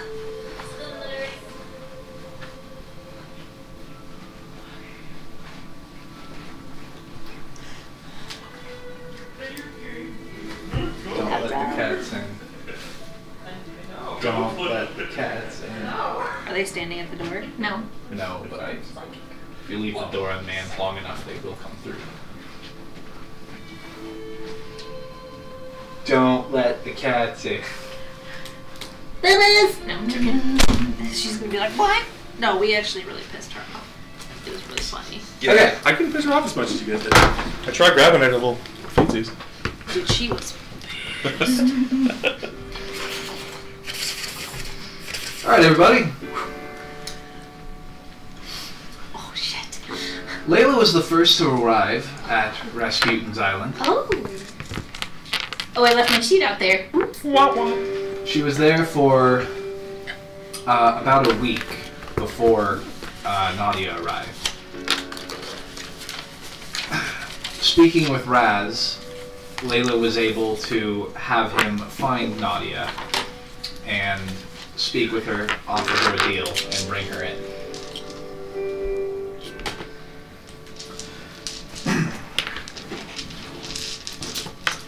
It'll have been another week or so before the McCallums arrive. When the McCallums arrive, they have absolutely no clue that Layla or Nadia are here. Nadia does know that Layla's there when she arrives because she was informed by Raz. So, here is some information on Raz's island, which, when I eventually finish all of my preparations, you'll have on a sheet. But for the meantime, so by joining Raz, you are an elite member of the Forces. You are a Forces member by joining him and being part of his island. Forces members wear a white military uniform with 2 gold stripes down the shoulders and down the legs of the pants. Raz is a little bit more loose with this. So, first off,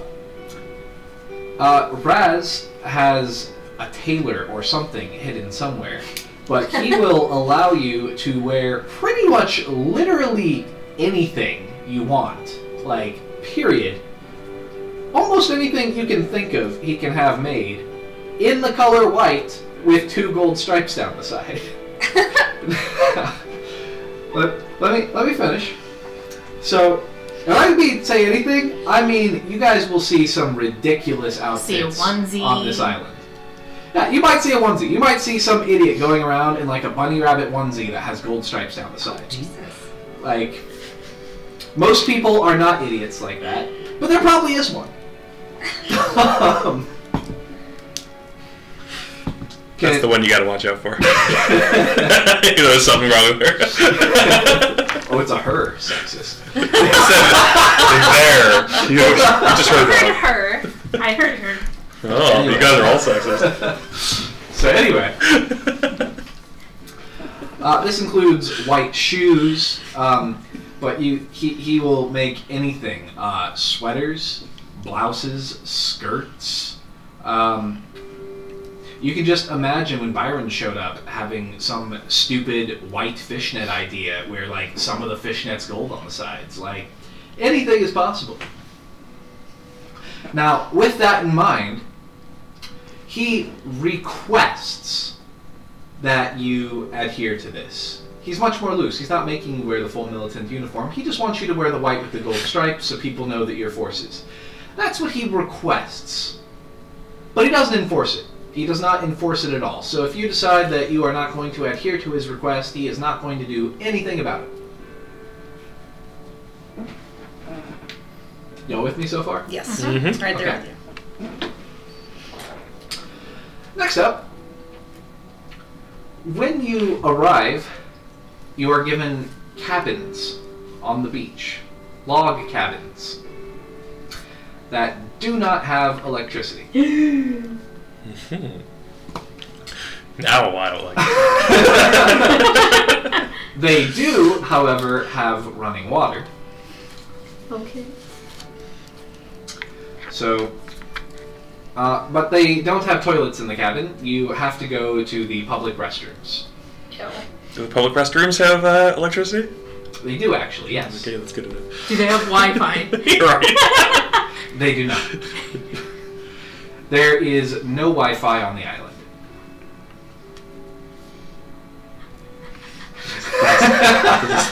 This is hell on earth here. There is no cell phone service on the island. It's getting worse. This deal's getting worse all the time. The cabins all have 4 bedrooms. At least they say it's 4 bedrooms. You might be inclined to disagree. The cabins are all shaped in a sort of... what is a good way to describe that shape other than like a particular Tetris piece? Here, I'll draw something. Like an L? Or the 3 and then the 1? Yeah, basically, that. there's like a living room, and then bedroom, bedroom, bedroom, and then a second floor attic, which they call the 4th bedroom. Okay. There is a rope ladder in the middle of the living room to get to the attic room. What the fuck? You're probably calling dibs on that. Not with my strength score. So, Plus, you- it is explained that you will receive a instructor, and you'll be put into teams of 4 on this island. You two have not received your 2 extra teammates yet after first arriving there for a week. We share a cabin though? Yeah, because you specifically requested Raz to look for Nadia, so he figured, you know, Awesome. you guys would be put on the same team. So, you guys don't have 2 more teammates yet. You've seen and met a few people around, but people have so far mostly kept to themselves, with a couple exceptions. Layla's made a couple of friends. You haven't been introduced to your instructor yet. You're told once you have a full team of 4, you'll be introduced to your instructor. You'll be training every single day to bring out the best of your abilities. He's basically informs you you're going to be like training X-Men style to become the most powerful, magical, badass you that you can possibly be, so that you have the ability to go take out other people like you and imprison them.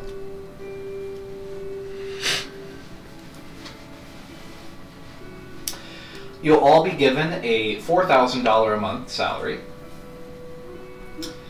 and you will have the ability to take shore leave and go and visit home legally. Nobody chasing after you, no police trying to get you. You, in fact, outrank every single Forces member that is not on Raz's Island. Take that, Dad. Oh, you're the guy who said nice ass. So, not that any of them will like you. In fact, normal Forces members typically hate you. That makes sense. Because they are generally soldiers who have been in various branches of the military throughout their whole lives, are like the best of the best, super soldiers, thoroughly trained, and occasionally a situation is deemed beyond their handling, and Raz sends some random 15 to 20-year-olds to tell them what to do who have never trained in any way, shape, or form in their entire lives, and tells them that they have to listen to them now. So they really don't like you guys at all. Excuse you, Robin's 13. But instead have to say out duty. We'll get to that. We'll get to that. Okay. So, Such 14. we'll get to that. So anyway, this is explained to you that you technically outrank every Forces member who is not a part of Rasputin's elite team.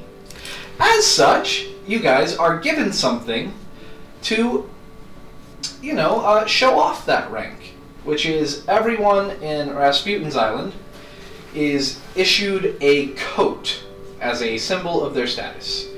It is a blue long coat, which he also, within reason, basically allows people to customize as much as they want, but he was really hoping people wouldn't embarrass him, and he was wrong.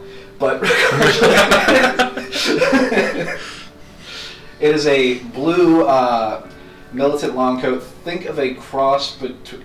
I know everybody. Will get at least one of the anime I'm referencing, and probably only two of you will get the other anime I'm referencing.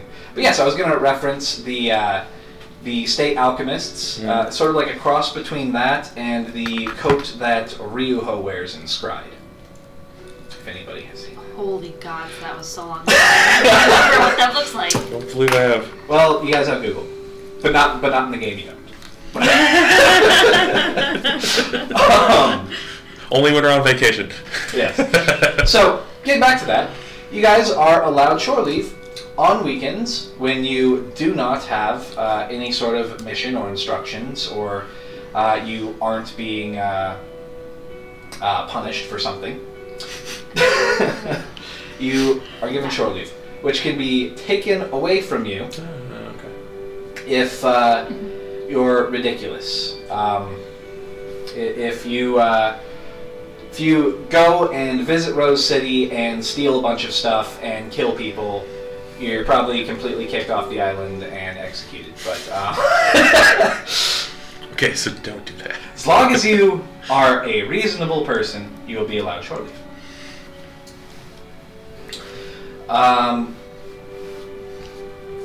But here's the catch.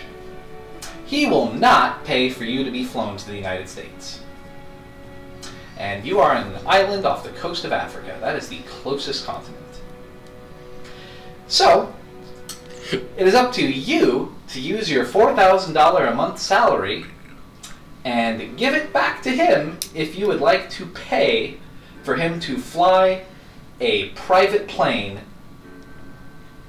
to come here, pick you up, have you sit for 12 hours, go spend a day there, and then fly 12 hours back.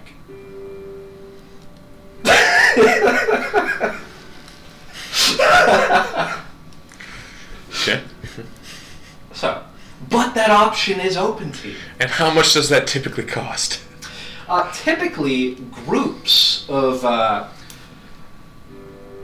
would be the good soldiers? No, I feel like that's not. Elites. Sure. People. You guys have an instructor. I'll call you students. Groups of you typically will pool their money together, hopefully to go to a like location. And generally, it ends up costing around $40,000 with his discounts. For the group? Yeah, for the whole group too. Okay. I'm like, beach? Come on. No. For the whole group. You build the plane? If you can get 10 people to pool their entire months, or 4 2.5 months, you can go visit for a day.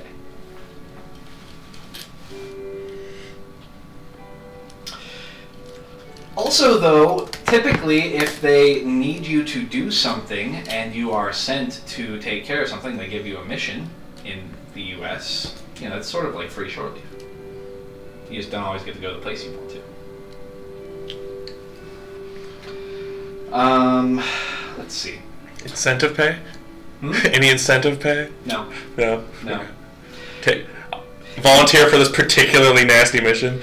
But, I mean, there's some potential for that, but generally speaking, you're given $4,000 a month for doing nothing other than whatever your particular instructor says, and they are not given any sort of curriculum or standards for how to teach you whatsoever how to use your powers. They're just people who have powers who have been here longer than you. That's really it. That's our only qualification.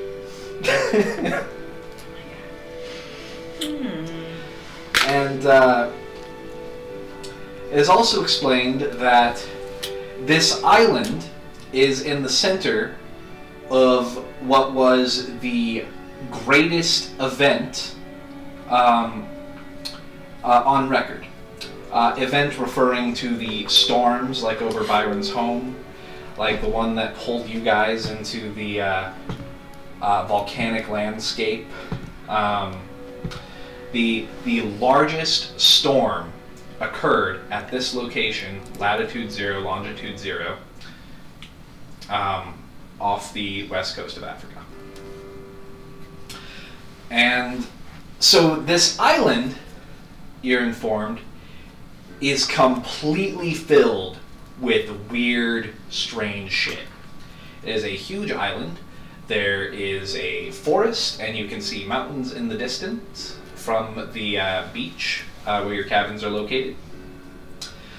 And you also see tons of fields, like football field sort of fields, but there's no goalposts or anything, there's no bleachers, just leveled out earth with lines drawn in it. You're informed that it is common practice for students to spar against each other, both assigned and in their free time, just for fun. So to not be surprised if you are randomly attacked for looking at somebody in a funny way they don't like. You looked at me, Pokemon Battle. You're reminded by Raz that this is not the US, it is not any country, and there are no laws here other than his laws. And he says he really only has 2 laws. One of them is do what he tells you, and the other is don't kill anybody.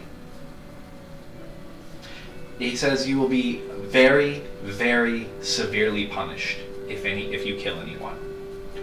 But he also says, in a sort of sing-song, flippant way, that he really doesn't care if you horribly maim someone, just don't kill them. Okay. What if they can't use their abilities then? What if it's an accident and that person died? What was the first Well, rule? you better not have any accidents. Stupid says. Okay, so it doesn't matter. So, to remind the players of the mechanics of D&D 5th edition, you can only hold back and stop yourself from making a lethal blow with a melee attack. That is the only type of attack that you can choose not to kill someone. So be very careful. You've learned that a lot of fights between people who've just met each other start with people sort of sizing them up and using like their weakest ability to just be sure not to kill them. And then slowly scaling it up depending on how they do. Because the DM will tell you now that there is a huge variety of levels between the people here. And some people who will not even be injured by your biggest attack, there are others who will be outright murdered by your smallest.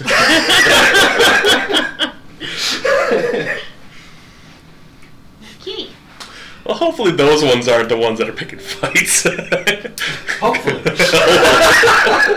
Or they'll do it knowing that they can't get hurt. Yeah, right. Or they can't fight back or whatever. Right. And so, all of you are given like this speech at a different time. I'm gonna roll a d4 to see who sees something that the others don't. That's going to be Layla. That's unfortunate because she is the one this is most likely to traumatize. Oh! Are you sure? So, yeah, it wouldn't be Layla. In fact, he's friends with Magnus. That is not in his interest. Nadia is shown. Okay. When he's telling you about how you will be harshly punished if you kill anyone, he waves his hand and a door opens behind him, and you see a boy just sort of like levitating in the air, slowly rotating in circles in midair, screaming out in pain and twitching. And then he waves his hand and the door closes again. We understood. There's nothing hanging in there, there's no wires or anything. He's just levitating, eyes rolled back in his head, screaming out in pain. That door is soundproof as fuck. Yep. It's magic. Who did he Just kill? an illusion. Just don't see the illusion anymore. You'll also be informed by Raz, though this is Raz saying this, not necessarily the DM, so you can choose whether or not you believe Raz is truthful. He will tell you that he is by far the most powerful person on this island. It's time. He definitely does not have giant Yu-Gi-Oh hair. Yes. Thank God. That would be so funny. But It's he like- might send you to the Shadow Realm.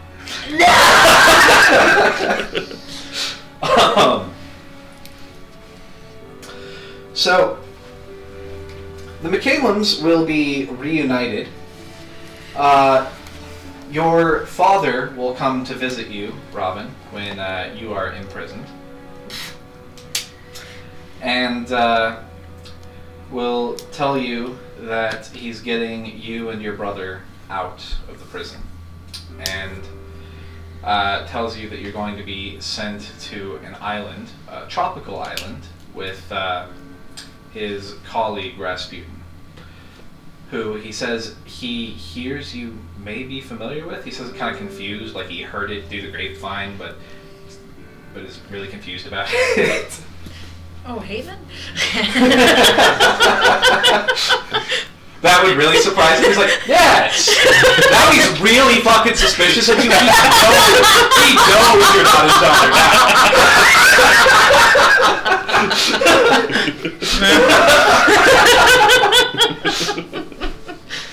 You'd be reintroduced to your brother and brought to the island.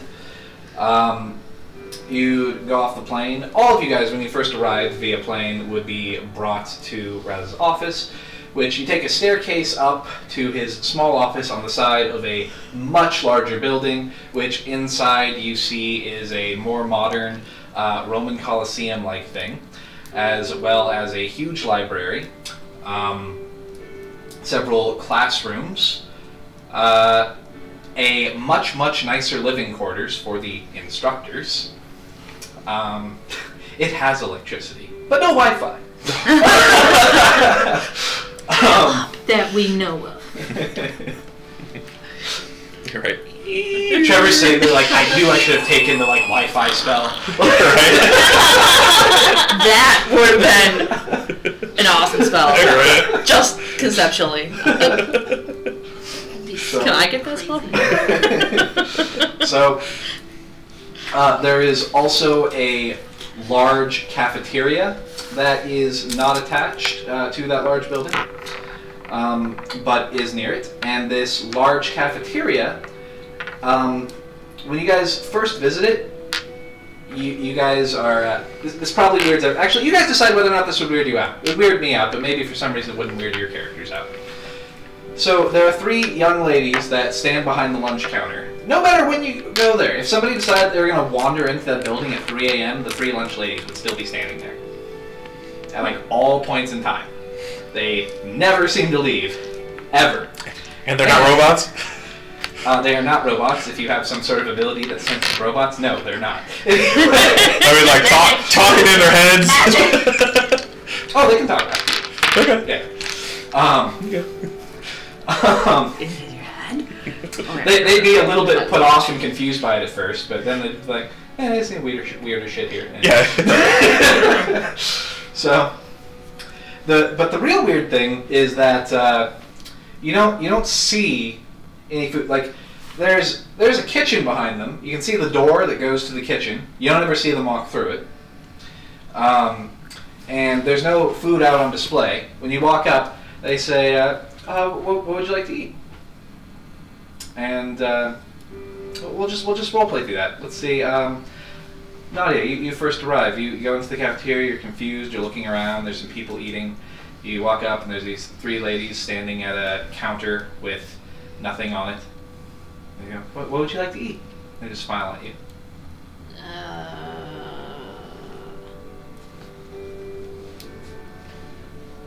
Fuck. Where's the food? Well, you didn't order anything yet. Can I have a burger? What would you like on the burger? I don't know, some cheese. What kind? Fuck, I don't know. Swiss. Okay. They seem like they understand that you're annoyed that they're asking questions about your food. So one of them just like reaches under the counter and pulls out a burger. It's hot. It's put together. It's got a bun. It's got lettuce, tomatoes. It's got your Swiss cheese and everything. And they hand it over to you. When I go to grab it, I try to touch her hand. She's like, yeah. You touch her hand. It feels like a hand. She looks down at the food and up at the people. It looks good. Conspicuously. Where did this come from? We made it. Okay. Can I have fries? Yeah. She reaches on the counter, pulls up a. What about popcorn? Fries. Pounds up popcorn. What about a soda? She stab, puts Beer? a soda, hands you a beer. Damn. She starts staring. So this is what you run into when you visit the cafeteria, is they give you whatever you ask for. Like, I mean, there's some reason you can't like, can I have a 30-foot robotic squid sandwich? Like, no, it's not. Real food? There's some limitation, but.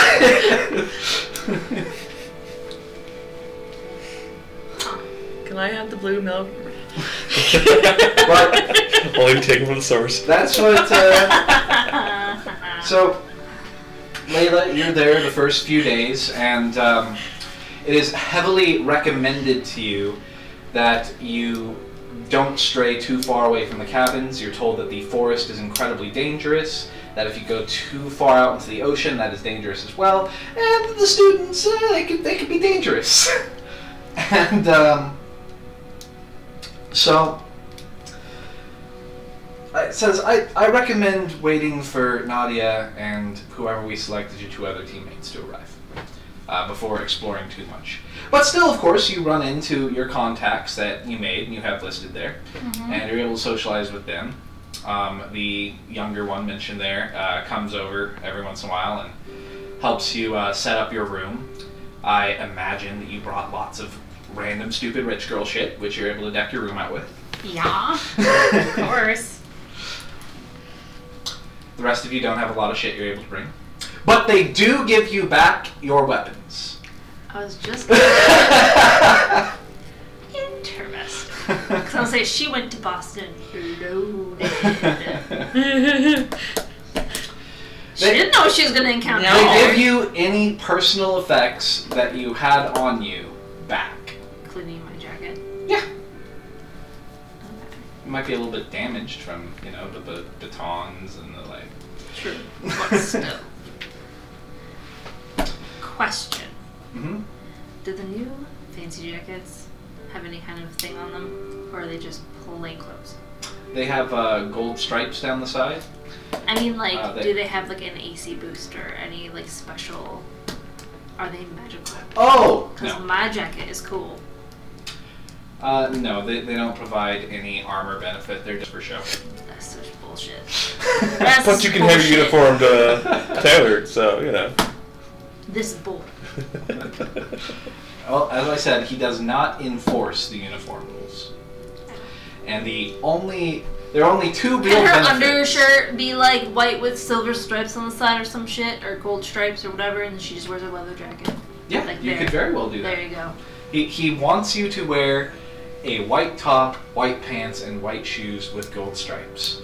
That's what he requests that you do, but he doesn't enforce it. So if Trevor's still walking around in khaki cargo shorts and a red hoodie, he's not going to do anything about it other than frown at him. Frowny face. Too bad we don't care what you think. And the only real benefits of wearing the uniform and the jacket is the uniform. If you go to back to the States, you're going to be recognized as a Forces member, and people are going to get the fuck out of your way. Hell yeah. If you're wearing the coat, other Forces members are going to get the fuck out of your way. Yeah. Dude, she is so gonna be And- decked out when she goes back and be like, bitch, what's up? And the only other benefit is that as long as you are wearing the uniform and you didn't somehow defile it into something incredibly stupid, Raz will be happy with you. That's the only other benefit. Better be pleased with people. Whatever. And you'll see that a lot of people are not following the dress code. A lot of people are, but a lot of people aren't.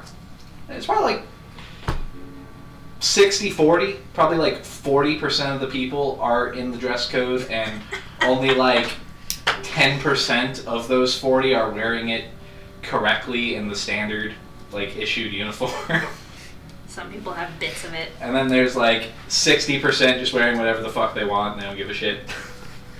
So he likes some of us more than others.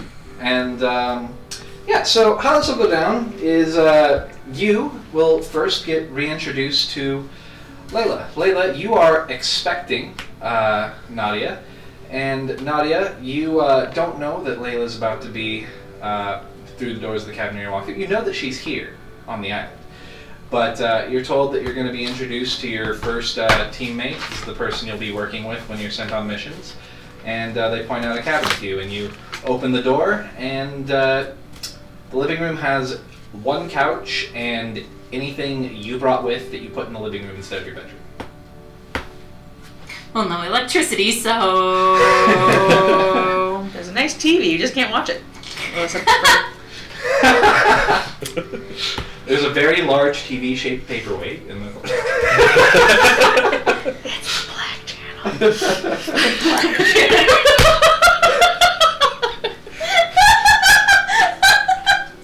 So, Anyway. how are you sitting, or what are you doing when Nadia walks through the door? She's actually hiding behind the door. Okay. So, you walk into a Or I am. theoretically empty room because Layla didn't describe putting anything in it other than a single kind of dirty-looking couch in the center. By dirty, I don't mean it's literally dirty. I just mean it's old. Okay. Dingy. Yeah. And empty room, and it is Rasputin himself that opens the door for you. And there you go. You step inside. It is quiet. It is a log cabin. There are no lights. There is no electricity. It is kind of dark inside. You see 3 doors off of each wall, and the 4th door is the one you just walked through. And you also see a trap door on the ceiling. Does he like close the door when he lets me in? No, he just There you like go, stands close. there. He doesn't go inside with you, if that's what you're Oh. asking. Is he still there or did he leave? No, he's just like standing there. Awkwardly staring at you. You said there were gonna be people here or something. Okay. He looks around. Yeah, I did. Well, I guess some people, I guess even I'm wrong sometimes. And turns around and begins walking out. Okay. I guess she's gonna walk in Okay. and look around a little bit. You have a duffel bag with whatever stuff you had. Yeah. He would have also taken you to pick out a random uniform for command. They basically have an empty Walmart of nothing but white and gold striped stuff in that same building that has Oh the my like God. the arena and the library. It just and seems the other big, quarters. like giant, like Yeah, it's just like department this store, just big fucking warehouse of Just- white gold striped clothing. Nobody in there, just collecting dust. Jesus. He Okay, happened to so get she- a really good deal. He ordered way more than he thought he did. So he's just kind of stuck with She's it. gonna. Is it Like like all the nice out? stuff, 60% of the island doesn't wear it. Does the door, having the door open, provide any kind of light? Yeah, of course. Yeah. Nice, It's not pitch black dark, and it's She's daytime. gonna leave it open. It is daytime, and it is sunny as fuck, and you are right in the middle of the equator. Okay, so she's gonna look at the doors and just kind of tap on them or knock or make a Okay. noise. Slam the front door shut. Pitch black darkness. Turn around. No windows. Hello, Nadia. Drops her bag, gets out her sword. Oh fuck! Her balls dropped. There's little bits of light, like every once in a while, like a little spark emanates from your sword. Something normally that wouldn't be seen, but because you're in pitch black darkness, every once in a while, you're lit up just barely by a little spark. Light on her necklace. Okay. God damn it! Runs and gives you a hug. She drops her sword. You scared me. Welcome to Haven. What are you doing here? I volunteered. You didn't get captured too? No. Okay. You did? Oh, of course you did. How about a bitch? Forces attacking me in Boston. I'm sorry, I had a momentary forget. It's all the sun. It got to my head. I'm gonna put my sword back in my bag. Okay, well, we can talk about this later, but where am I sleeping? Okay, so there's a room up there. Okay. There's a room over there, and a room over there. Theoretically, Which one one's of those is yours. So. Oh, that one's mine. Not the one up there. The one right. She starts walking over to the one and starts climbing up. Okay. Of course. So, Opens it. well, first you have to hop up and open the trap door. You manage to hit like a little hook, and it just like the door drops down, and a rope ladder tumbles down to the floor. I kind of want to check it out. Go for it. I've been here all by myself for a whole week. What? Yeah. Come up here. Mm. Is So there like windows? you climb and shit? up. There is windows. There are 4 windows, and it is the only room with 4 windows. Dude, the this is my others have 1. This is my room. It's the lookout. It's the best room. It's also really the hottest room in the. So Sorry, my back. There's not going to be a fan option. Taylor would hate it here.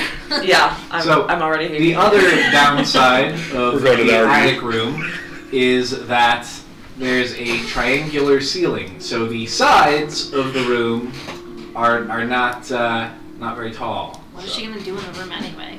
Yeah, the sleep Aside is from about it. sleep. Yeah. So there is a cot in the room, not a bed. Dude! But Layla's room has a bed because she brought one. Yes. Alright. Really is an RV. And by brought one, I mean her father sent a bunch of shit with her. She didn't have it in her knapsack. Alright, well, claimed. This is my room. Okay. So, you guys spend about a week there. You're told that you're going to meet your instructor once you've been assigned 2 more teammates. You meet a few people. The people that are the most well-known would be the names that you would learn the quickest. So, the name that is well-known, but that would also really stick out to you two in particular. Well-known instructors? No, first I'm doing students. Students. Yes. Okay, sorry, I'm writing this down. You actually haven't met any of the instructors whatsoever the entire time you've been there for a week. Oh. Well, you just said well-known, and I thought you said instructor for some reason. That's right. It's going to be what you assume are students, but I mean their age varies from like 13 to 19, so it's... Okay.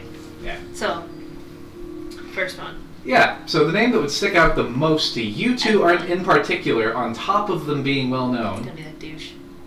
Which douche? Byron or Tim? Tim. Ban Sky. Ooh. Oh. It's your cousin! Fifth removed. Which Don't be kissing. would be pointed out to you by your contact, who Nadia would also meet at this point. Leela knows a girl named Fala. Oh, Nadia, this is Follow. Follow this and Nadia. So Fala is a Asian American girl, about 5'2", who has dyed her hair a bright sky blue, and she likes to gossip. She's a bit of a girly girl, and she likes to tell jokes, and she's a little bit of a pervert, and she has the ability to manipulate plants to some degree. And she would show you around and point people out to you. You guys would first meet or see Ban when she walked you into the lunchroom and goes, "Oh, and that's Ban Sky and his friend's table. You do not want to talk to them." Done. Okay.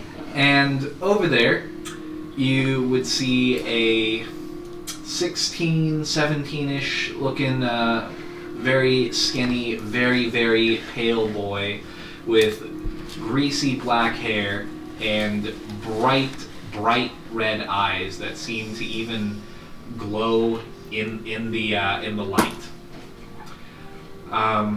And he's sitting with some other goth-looking kids.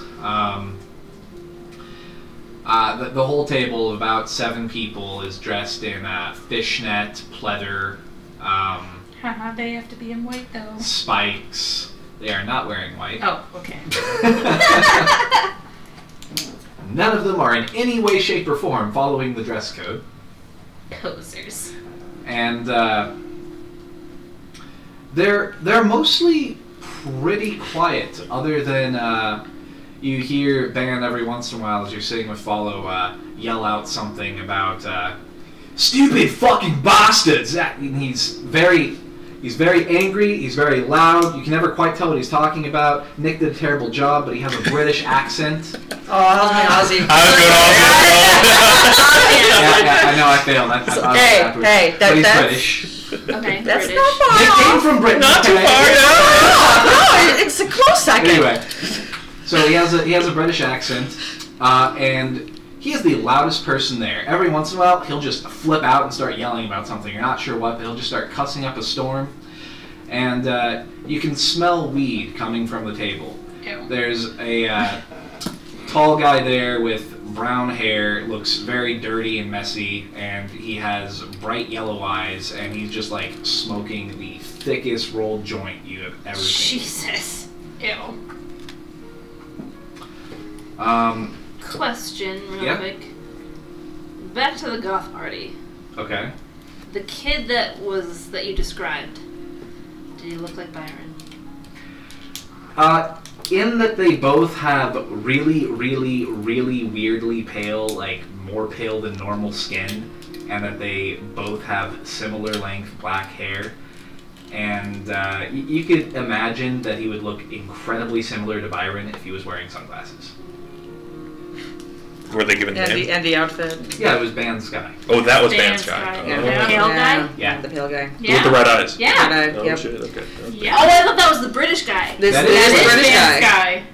It's all He's the same. the one that's yelling and shit? I Yeah. thought he was the quiet goth. Nope. No, he's not quiet.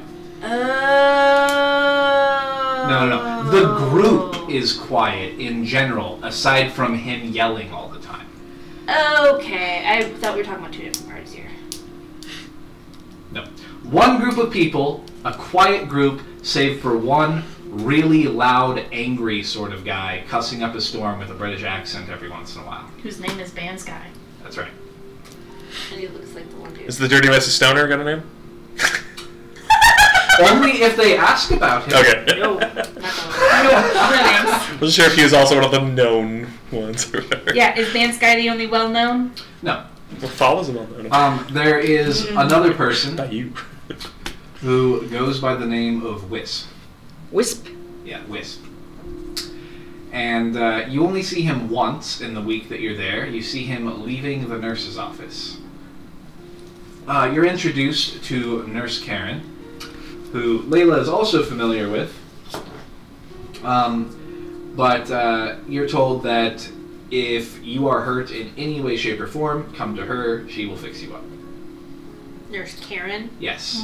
She is a tall, Nordic, Amazonish looking woman. Blonde, bombshell, like super pretty, late 20s, early 30s.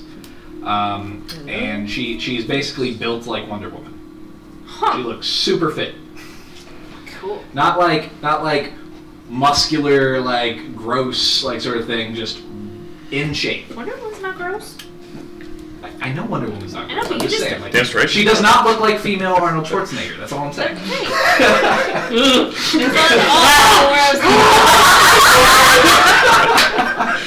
So anyway, and when you see Wisp leaving the office, you're told that supposedly he is Karen's son. He is about 6.5 feet tall, taller than her, and has long, bright blue hair, kind of similar to Fala's, that goes down to his ankles. Whoa. He is not wearing a shirt. His skin is not just pale, but it is white, like snow. Like, it is not human looking. Has blue eyes, has a red jewel in the center of his forehead, and is walking around in baggy pants and a cloak. He doesn't say a word, and he walks off into the forest that you were told was super dangerous and you shouldn't go in. That kid's so cool. You're not there! You can't appreciate him. No appreciation for fit? you. So, Skinny. anyway, she says that supposedly he's Karen's son, and Is he fit or is he skinny? both? We have to know. Both, I guess. He's lean. Yeah, he's in shape, but he's not You buff. told. Okay. He's not buff, but I'm thinking Aladdin as a worm. Sure. Why not? Baggy pants. But little- taller. little Vesties. Taller, paler, longer hair. Not Arabian. Got it. You're told that he was the first person on the island. The very first person to be part of Raz's team. And you're told that he can control snow. Yeah, there's no snow. You're on a tropical island, so it sounds useless. Sounds like he was put there on purpose. Control his Strength So with the heat. let's see. You are introduced to. Oh, Fala has a best friend there named Tara, and Tara is pretty average-looking, mousy brown hair, brown eyes, freckles. She wears the white uniform, gold stripes. She has the standard top, but she's wearing a skirt instead of pants. Not like a short skirt, just like a normal skirt. So don't think anime. It's more normal. It's real clothes. Let's see. What was her name? Tara. Tara. With a T. Like, Let's see. Who else would Fala introduce you to? Oh, she would introduce you to a boy named Damien. And she would say that he is really, really nice, but really, really annoying. He is about 5 feet tall, so super, super, super short. She says that he is 15, even though to you guys he looks like he's like 12. He has spiky, poofy black hair, and he has bandages around his forehead. He also has 2 different colored eyes. One is just a normal blue eye, and the other one is red. And he's wearing kind of like a brown shawl, sort of. So he's this tiny little boy in kind of like brown rags with bandages on his forehead. She like tells you, wrapped around his head bandages, or like band-aids. like wrapped around his head bandages. Okay. Yeah. Dengar. Hair's kind of like sticking straight up.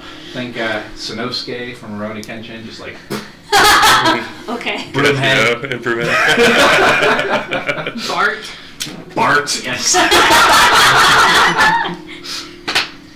So, she says that he's very, very nice, but he's super, super annoying. And she whispers to you, and he has a crush on me and won't leave me alone. Oh, everyone has crush on Fala. I'm putting that in quotes. Okay. Or Tara or Fala? Fala. No, because wasn't it Tara that... No, Fala would be the one that showed you who Damien was. Got it. Yep. Fala's introducing you to people in general. Yeah. Showing us the. Gotcha. Let's see. Yeah. Anybody else that would really stick out? She introduces you to a boy named Castle. She says that's not his real name. That's like his like here name. It's not his real name. She like makes a point of pointing that. She's like, you'll find that a lot of people have like weird names here. It's not their real names. I make fun of them for it.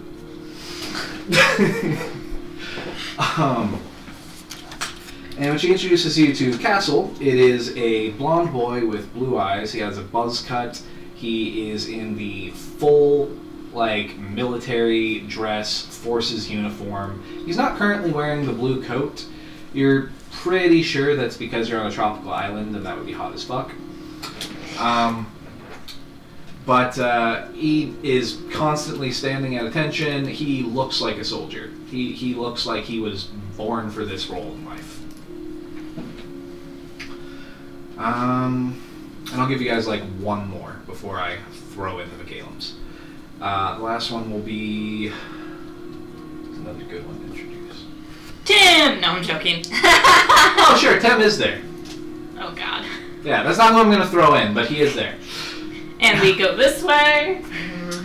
Yeah, I'll say that you guys have successfully avoided him and been like, oh, let's go another direction every time you see him. Okay. We know that guy. Let's avoid him.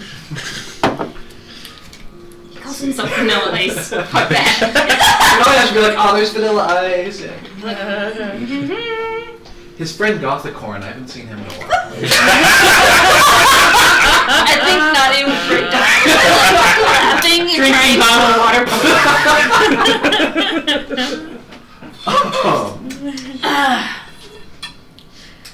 Let's see. Next!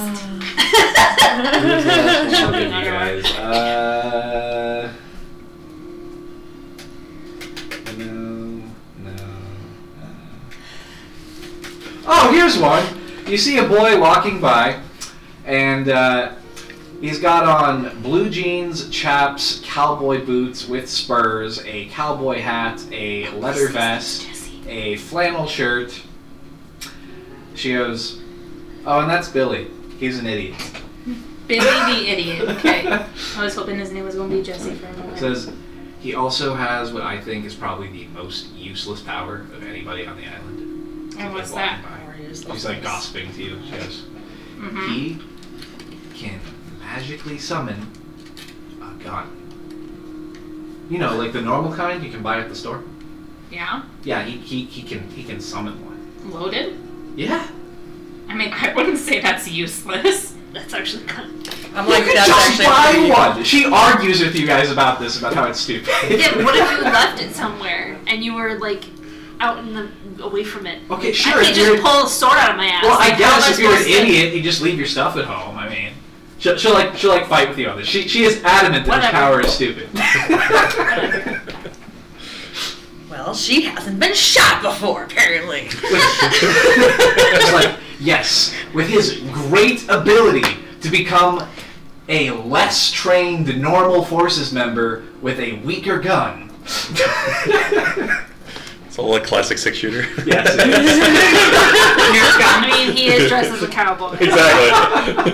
Like it's gotta be. Powers too. He summons cowboy clothes. Alright. At some point during the week, he walks by you guys. Yes! He's probably just a late bloomer. At some point, no, he's not little. He's like 6 foot tall. She means his powers. No, his powers are late blooming, though. He's got like blonde, straw-like, shaggy hair and blue eyes. He's a cowboy. At one point, he walks by you guys, tips his hat, and he's like, "Ladies," keeps walking. You can see Fala cringe. Oh, they're gonna end up together. To be fair, Yeah. Billy does have a pretty good charisma. He's like a 16, so I mean, he's not hideous. She just thinks he's an idiot. So. Yep. It's Billy the Kid. That is what he calls himself as his code name. His I- real name is Billy, but that is actually his code name that he has decided to call The kid? himself. Well, good. I mean, it's right there. What was he gonna do? Oh, Lord. So that's who you're introduced to. No, stop, Nadia. You Oh. just went southern. Actually, there's one more. There's one more. Oh, one more? One of the people that was with the Goths. There is a girl in a long, form-fitting black silk dress. She looks super bitchy. She has long black hair. You're told that her name is Notice and that she's a bitch. And she goes, Notice? yeah, Notus. Oh. Okay. Notus. Yes. And she said, she's a bitch. Notice. Trust me, you don't want to talk to her. She's a cunt. Bitch. All I have to say about that. Any other adjectives? She starts just like listing derogatory words as you guys walk, just like one after the other. Okay. I like the way you think.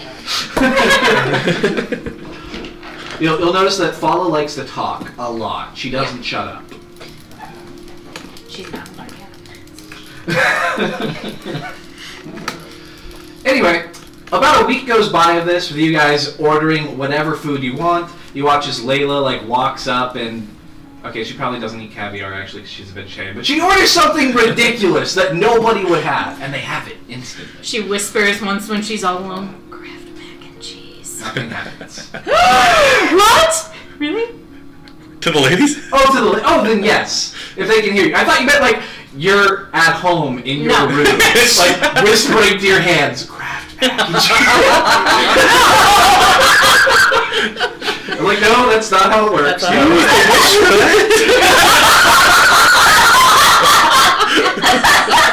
Ouch. So, Shucks. Yep. after a week, you're informed that your 2 new teammates are about to arrive. And, do you guys do anything to prep? You guys don't know who your 2 new teammates are going to be, but you're told you're going to be introduced to them today. They're going to come to your cabin, which you guys have been sharing for a little bit over a week. and you've just finally gotten used to living together, having the place to yourselves, just you two girls, nobody else to annoy you. You also know that the teams, what's the word I'm looking for? The teams are like unisex, they're mixed, like, so you could suddenly just have like some random dude walk in, you know, like cramping your style. So, do you guys do anything to prep for the two random people that are going to show up So we today? know that these people are coming? Yes, you know two people are coming and you don't know who, and that they're going to be your new teammates, and Alright. that day you'll be introduced to your teacher. Squat. What was that? There was a bug. Oh. I don't know what more we can clean. Yeah. There's no electricity. Breathe. Do we need to do some yoga? Oh, Maybe. okay. There's Do we another get, like, person I should have candles and shit? introduced, but I'm not going to introduce them until later regardless. Is there like candles that we can use? Huh? Yeah, you can get candles. Like to lighten it up at night? And Yeah, shit? there's a supply room. You can go and like request supplies. They have candles. That's so perfect. Right. You guys just make like a pentagram in the floor, like we crouch there in some robes, so whoever you're tuning in, they walk in, you're like, no, okay. Wrong room. Whatever she thinks. Slowly turn. No. Come to the I don't circle. know. I We just need to I knew you were coming, so I was able to like, woo. I don't know. Should we just sit here and wait for them then? Sure. Like, who cares? I guess. Okay. You guys are sitting on the couch, or Yeah. okay. What are you guys wearing now? Are either of you guys in any way sporting some variation of the uniform, or are you guys just wearing? Layla is. Layla is wearing. Okay, what is she wearing? She's got the white skirt on with the gold thingies. Under the skirt, you can Kind see of like skirt, like pleated skirt, pencil skirt, like what? I don't know how to. Like how long is this skirt? Oh, it's short. Like Okay. above the knee, short. Yeah. Okay, and is it like? It's a little form-fitting, but there is a little flair to it. I don't know what a flare means. Sure, never mind. Go on, continue. Short skirt with a little bit of a flare, so it's not like skin tight. It's not pencil, Oh, okay. so it's kind of like blushy, but it's Yes. not like And then you can see like gold lace peeking underneath. Oh, that's Okay. For really like an cute. underskirt. That's really cute. White blouse with the Shut up. the gold straps, of course. A few buttons undone. That's She adorable. works better Oh my god, necklace that's on. super cute. Go. It's Layla. She's gonna look good. Her hair's in 2 braids, like little pigtaily braids. I changed my mind about something. The sweaty, overworked forces members who have injured themselves violently, like beating against these like powerful evil people that are like destroying cities and attacking and murdering people who are just like spending week after week traveling and having to endure this crap. They actually aren't as mad when Layla arrives compared to most of us. I mean, yeah, she is. Anyway. White knee-high socks. Okay. Okay. What kind of shoes? I'll remind you that you're. Do they have to be white? They request it, but you don't have to do Okay. anything. No, then they're not white. They're black. Okay. They're just like black. To go with your entire white outfit. Black and white go with everything. It's like the one thing on that's. You know what? You've got more fashion than me. Yeah. Exactly. Wait, aren't you wearing all white but like one black jacket? Like, No. Okay. And they're just like little heels, Oh, they're heels. like pumps. On the beach in the sand. And she's in her cabin right now. Okay. Can we just get whatever clothes we want? Yeah. Well, no. Or does it have to be whatever we brought with It is us? either what you brought with you or a white something with gold stripes. Oh, that's such bullshit. Okay. Well, I mean, you could use your, when you get your first paycheck, you can like have clothing shipped to you. You can like order them through the mail, if you can. What? Well, via letter that you also send via airmail. Ah. They have catalogs. So we can slowly upgrade our house. Okay. Hi, I'd like to, let's all group together our money and pay for electricity to be installed. Okay? Boom. Boom, done. Done. And Wi-Fi. Done. Okay, so what's Natty wearing? Might have to be satellite though. Yeah. So the custom tailoring, can it make things different colors, or does it have to be Nope, white? it has to be white and gold. It's fucking. So, like, what would be really cute on you is like white and gold sweatpants that aren't totally sweatpants, but they're like kind of like cut off at the knees, but they're like still tight around the knees. Maybe. Do you want to be cute? Do you want to be like sporty? I mean, I was already picturing like what her outfit would be, and I don't know if she would have been wearing that in Boston. What? Like leather pants, like black leather pants with like a white tank top underneath her black leather jacket. You could have been. And like, Yeah, I don't see why not. not like tennis shoes, but like, and not like sticky heels, but like some sort of like Boots. Yeah. So how often do you do laundry? Is there laundry services? Well, there is. There are. You can. They have like a little laundromat. I would assume that Layla's helped her. Oh God. It's called I would Puppy. assume that Layla helped me put together a white outfit that she would like that with the. But today you're wearing the black leather. Yeah. Okay. It's a little hot today.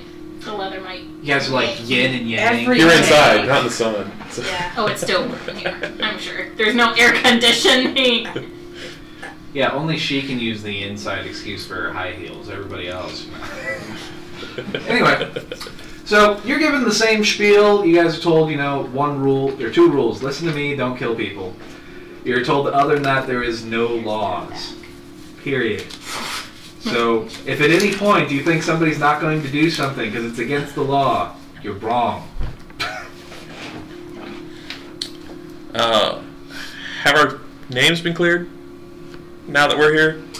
Yeah, you'll be informed that you are now respected members of the elite forces, and that if you go on shore, you essentially at your rank, you have carte blanche to do pretty much anything and get away with it.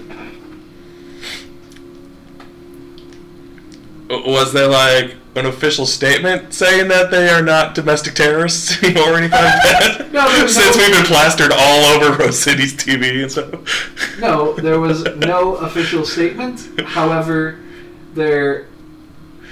So was that? We say official statement? Yeah, it's like official. There or anything. was an official statement to law enforcement. There was no public televised news statement. Gotcha. Okay. It's good to know. Yeah, they don't ever go, okay guys, stop looking for these two. We're not looking for them anymore. Oh, we were wrong. It's on the news that you guys were caught and everything. Like, Oh yeah. wanted terrorists were taken down. And no.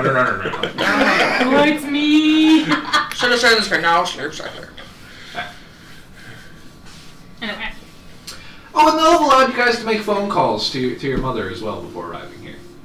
And she's very happy that you're safe and everything, and your father has informed her that you are now respected members of the elite forces using your powers for good, and you're not part of the bad powerful people. You're the good powerful people, just like he said all along.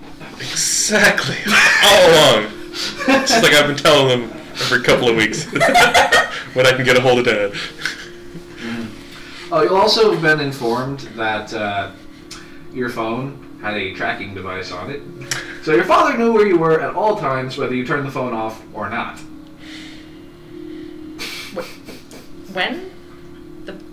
Well, you guys were cross Well, country. you weren't there, but That phone? He got a phone The one- from his dad, a brand new phone. You know, the bigger and blacker iPhone XXX. So he kept it. He just took the battery out of it. Yeah, I just took the battery out. Oh. And I tried looking for bugs, but I apparently didn't find it.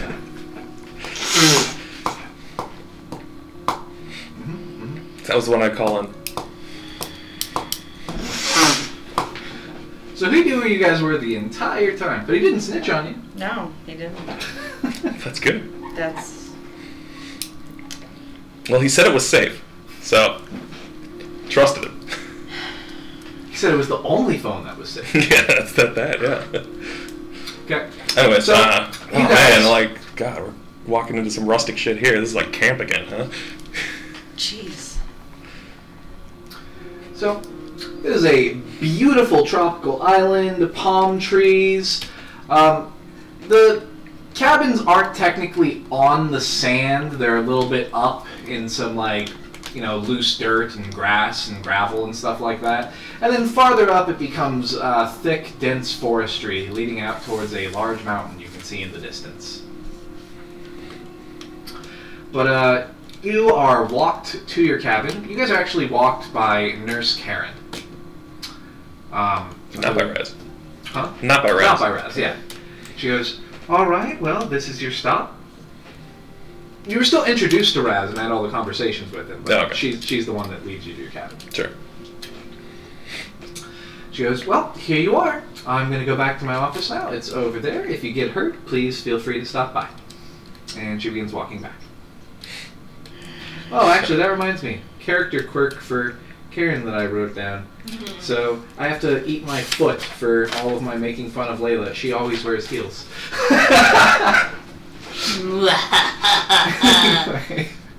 Eat that foot. So, who Eat that opens the heel. door? What do you guys do? I'll knock. Okay. Yes, I mean, we're informed that there's supposed to be additional people still, right? that is true. Yeah. Yeah, you don't just like walk in all rude like Nadia. You knock first. He opened the door. Raz opened the door. Raz did open the door. Rude ass. Yeah, what's wrong with him? So knock, knock, knock. Yep. Knock, knock. I hate meeting new Are you gonna people. get this? No. Just give them a chance. I'm sure they'll be fine. Nadia gets out. Okay. If anything, we'll just kind of. She's also, by the way, I didn't get to describe the way she looks. She's got her hair back, a little bit of like makeup on. I'm guessing that you taught her. Ooh, yeah. A couple extra piercings and stuff. So she Okay. looks a little different, but not by much. All right. Sounds good. And she goes and opens the door. Okay. Door opens. You see a dolled up Nadia in tight black leather pants Black boots. and black boots. Like little booties. Whoa. I mean, Trevor Robin. What? It's Trevor Robin. holy crap! Hey, come in here. Layla's in here. What? Layla's in there? Wait, you guys are living here too? What? We just got here, but Robin gives Nadia a hug. yeah. What? She's a little taller than Oh yeah. So you guys see Robin, Oh my god! and Robin for some reason looks like she's about 15 or 16 now. What? Holy shit. Girl. So she's a little bit taller, a little bit more developed. It'd be a little weird. She looks a lot older than she should be if just, well, actually, only like a year passed because, you know, you saw her a year ago. So she looks Whoa. way older than she should. Hug. Puberty hit her hard. hug.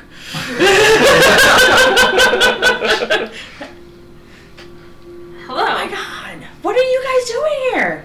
Come in, come in, come in, come in. Okay, we're gonna. Why are you guys in the dark? She would have lit up candles. Oh, We have candles. it's a. Oh, There's no electricity here. for real? Yeah, it sucks. Dude, that's brutal. All right. Well, I guess that ruins that idea. I'm sure we have some idea. I'm trying to get Wow, you guys got caught too? What happened? What? Nadia got caught, yes. What does that mean? She got caught and I volunteered.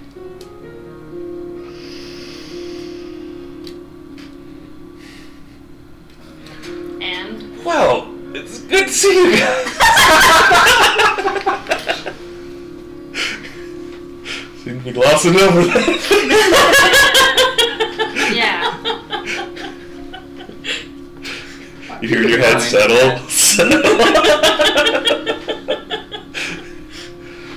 Okay, Go ahead, so continue. these rooms over here are empty. Layla's over there.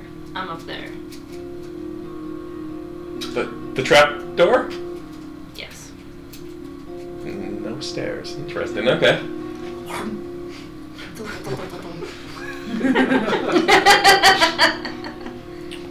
Certain level of security that way. It's totally hot up there, though. It sucks. No, it's It's the best room. It's too hot. it's hot everywhere it seems right now. It's the island. It's especially hot up there. Extra window. And a hammock. Trevor will move over to one of the rooms that they pointed to and just kind of open it She and look imagines in. a cot is like a. Is that not what it looks like, or is it just? Well, it's not held up by ropes, but No. it's yeah. You could have a hammock if you want. That's even worse than a cot, but sure if you want it. Now you Does does it it for the both? aesthetics. Sure, you could have even you could have cut up your cot and turned it into a hammock. Basically, it's How about I leave the cot It's as a- an option, and then I use some of the clothes That's from fine. the store that has all the white clothes, and I make a hammock out of it. sure. Hey Raz, can I have some more outfits? I need like 5. Oh, No, we- 6 and some cotton. Like you don't have to ask. You can just walk in whenever you want and just start grabbing Oh, is shit. there some rope? Yeah, this'll do. Who wants fucking rope? Anyway. Just a bed for them? Yeah, look. I look in my room or a room. You have a cot. This is sparse There's also a water basin on the floor. for like the elite of like the military. This doesn't make a lot of sense to me. We're just students. We're trainees. They're gonna try and break us, I bet. Oh, that's a better word. Trainees. I like that. We're gonna go with that. Why would they give us all the nice stuff if we're just gonna be beaten down? Okay. Oh, there's no bathroom in here either. Public You're bathroom. right. There's a building over there. If you have to pee. Co-ed? No. It's, No. There is a men's section and a women's section. No, Trevor! What ideas were you gonna get? I was just curious how crazy they were here, okay? At least they have bathrooms, I'm happy about. I mean, technically, there's no laws, so I mean, you're not gonna get arrested. I might get killed. Or That is near against death. the law. Well, yeah, okay, near death for walking in there. I don't recommend it. There's a lot of Ever not think about sex as the first thing? Yes. Liar.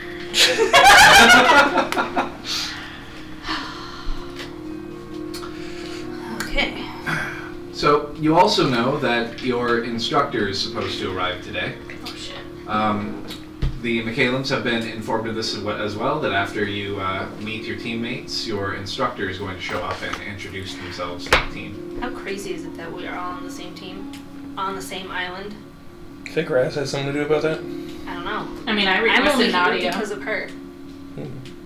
She saw me get drugged off by those cheap shot cops. How long were we in captive? She was for about 3 weeks longer than you. And so for her, it would probably be about 4 weeks, and you 1. Oh, that's Okay. all by myself. Huh. Well, I mean, it was smart of him. We already know how to work together, right? Yes. Yeah, sure. I'm gonna lay down. Most Goes of into a random us. room. Doesn't even know which one. Alright, that's yours then. Okay. Yeah, don't mind her. She's had a rough last few years. Wait, what? Last year? Yeah. It's only been like a year. Yeah. For you guys. What? Don't worry about it. Like, we'll- Don't worry about it. That's very cryptic. These walls Talking about- are thin. Just so you Saying, know. Well, actually, they're quite thick. Oh, really? Yeah, Portals they're and very, stuff. They're very Don't tell me thick about that log one walls, the time goes and it's a by. good thing too, I think the because whole when you're world outside, is occasionally you over hear there like differently. explosions and people crying out in pain and stuff. So Better not. I'm sorry I missed that. Oh. Should we repeat I that? thought I heard. Sure, yeah. I mean, it had something to do with the portals. The other Time world. kind of runs differently there. And... That you were talking about with the animal people. Like you said, the time works differently there than it does here. Is that what you're talking about? Sort of, yeah. It's got some time issues over there, and we ran into one. Okay. How long was She's a little it sensitive there? about it. Not long, but This side or over there? over there. How much time passed between there and here when you came back? For you, it was only a few minutes. Yeah, it wasn't very long. There was an accident.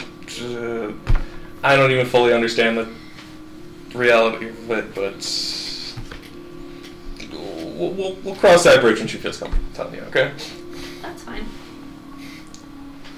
So how long were you This is captive expired. Sorry. It's crap. It's probably about a little over a week until I came for? here. It went easy on you. Also, you were treated relatively nice compared to your sister, you found out later. Yeah, I came a little bit more amicably than my sister. Sure. He's just saying that, hoping Let's be honest. It was more amicably than his sister. Okay, you are technically correct. And that's what trouble with survival looks like. That's kind of correct. The legal kind. You only threatened. I tried. To kill people. And succeeded. Oh, yeah, that too. So what's cool around here? What? Nothing. Cafeteria. Oh, it's good food then? Anything you want. Literally. Alright. Well, I mean, She just got like a vegan burrito thing ew. that was filled with like. Wasn't vegan. Okay, but what was it? It was like this crazy motherfucking thing, and you just got it. Vegetarian. Okay, vegetarian burrito thing with all of these things in it. I don't know, veggie things. And they just pulled it out of nowhere like it was there the whole time. Have you? I wonder if you Like could get magic? like Taco Bell there. I don't know if the lady seemed there, but she's there all the time. I don't know if I trust her. I would bet magic. But I asked for. I know, that's what I thought too. But I asked for a burger, then fries, and then popcorn, then beer, and then a soda. And I just got it all in 2 seconds. It was the weirdest shit. That's probably amazing. the coolest thing here, aside from the department store full of white clothes. That like outfit thing that he wants us to wear. You would have been shown that, by the way, and already given an opportunity, if you wanted to pick out clothing from it. There's really nothing else here. Beach. People. Okay. Bunch of dick people. Dick people. What do you mean? They all assholes here? Do we really trust any of them? Hey, and what's this They rule said that that there's they like no rules, but like his 2 rules? Like, is that Like, anybody legit? could just come up to you and just start punching you for no goddamn reason. Yeah. Other than they want to punch you. Oh Jesus! This is high school all over again. Oh, it's nice. It's worse. Oh, that's not what I want to hear. It's worse than that. It's physics. Okay, so you guys hear a at the front door. I just Can I put the hear door it? open with my hand. Or, Okay. Wave your hand, door opens. yeah. Okay. There's a man standing there in a black suit and tie. He looks around the room. And he turns around. Goes, motherfucker! Not funny, Raz! And just begins like storming off, walking in the other direction. Do we recognize William this guy? Nightfall? And, Do we recognize who this is? Who is it? and Robin, you swear it's Will Reeves. Great. I We don't just walked trust past stuff you. with real Rees anymore. It's Agent Nightfall. Yes, it's Agent Nightfall. Agent Nightfall is the person that gave the business card to Robin and man. that made copies of himself and fought Byron in the school bathroom. The door opens. He's standing there. He looks all like serious and official. He looks at you guys, stops, gets like this horrified look on his face, turns around.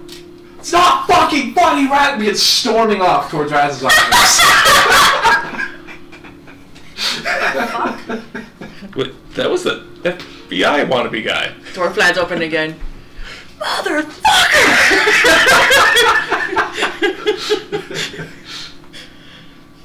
Beast J. Just gonna close the door. What's his name again? Agent what? Nightfall. First name is Willie. I think so. I wonder if that his partner's here. What? So it's okay. Not sure if I can So toward promise now, to abide by that second rule. We gotta. I can't remember if Nightfall has actually done anything physically to you guys. Like the DM can't. I'm trying to remember. He just fought Byron. Only hearing that he messed up Byron. Yeah. No, he hurt Byron a lot. I'm trying to think back. Like, I don't think he actually physically fought any of you. No. No. We always get away from. I don't even think we know that it was him that did fought Byron, like, exactly. No, Byron told you later. He said it was Agent Nightfall? Yeah. Mm-hmm. Oh, I don't remember this. I thought. I mean, I don't even know who he was who just walked off. Me too. It was just like they're seething and we're just like, I don't think we really ever saw him. no. Like, ever. You guys saw him sneak onto the school. He tried to behind, threaten that's me about it. and In the shadow of shoved darkness. his way into our With my house. -3 and I had to. You protected it well. Yeah. Well, I know that Nadia saw him because that's why she told the police that a person in all black went into the school. Oh yeah! That guy, the one that she flirted with? Guy. No, that was a police officer. that Because they that's flirted with. who. Oh, because the one in all black was the agent.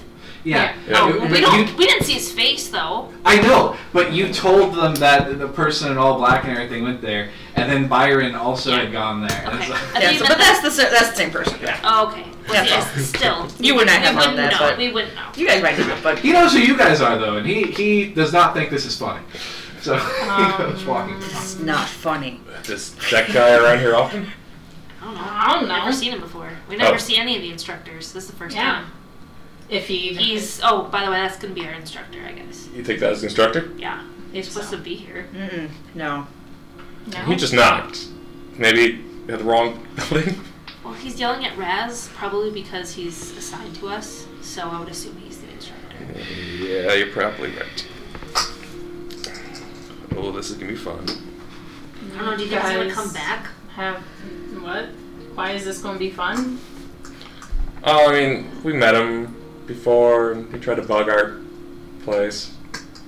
He succeeded in I got a little card from him. He had a nice tracking device. Shortly. And it, He told No. us about that. Every single conversation you guys That had guy? out Yeah, it's loud that guy. inside of Trevor's bedroom for pretty much the entire campaign was recorded by him. I could just strike that. No, he just hid it in his room.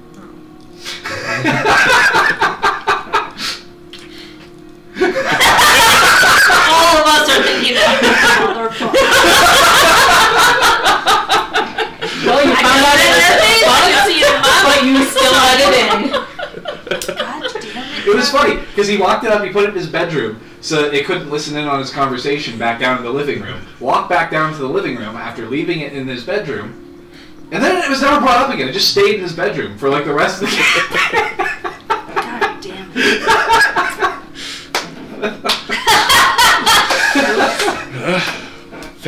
their sound technology is far superior than I thought they had. Okay. Wow. Oh, I guess now we'll get to know firsthand. Yeah. every time Trevor was up there looking at porn, you know. All he had to hear was pat. Like, there's like an elite team listening on headphones. What does that sound? What is he slapping?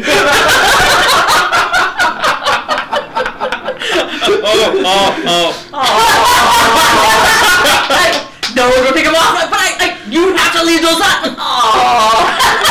There's like one person on the team. I know that sound. Oh shit! It's that time again. Barry, it's your shift. They use that as their alarm clock for it. Anyway. Okay. They're taking bets on how long he'll last. Oh my Hold god! on, what side is he on? Okay. That'll be way more personally than I thought. We're gonna get back to the campaign. Okay. So eventually, you hear another knock on the door. Take 2. Are you gonna open the door again? Sure. Okay. It is Agent Nightfall. Standing there again. Says, "Hello, trainees." He looks at you all. Doesn't look very happy. "Nice seeing you all again." Been a while. Not long enough. Says, "Well, I'm in charge of you all now." Glorious. Okay. So, we're gonna go and have your first mission. Oh my god. Already? Exercise, really. Oh, okay. Follow me. He turns around and begins walking out. Change his shoes. Okay.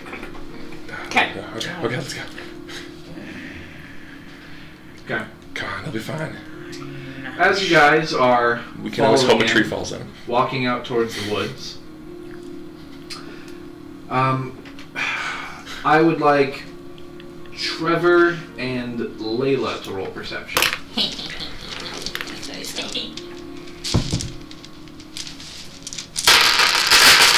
Oh, no inspiration.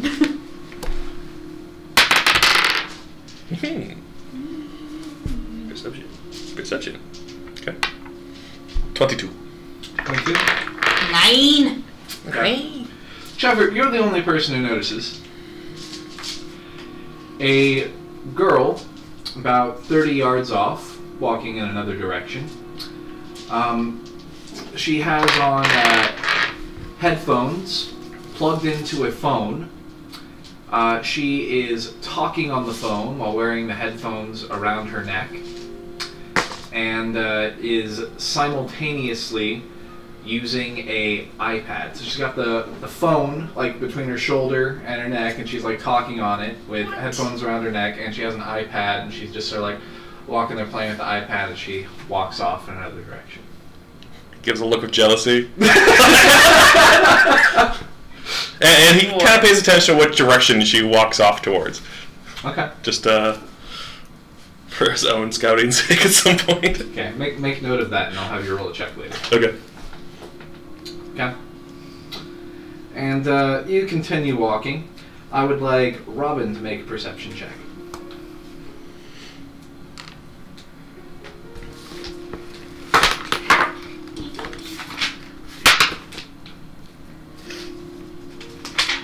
Is he 20? 20?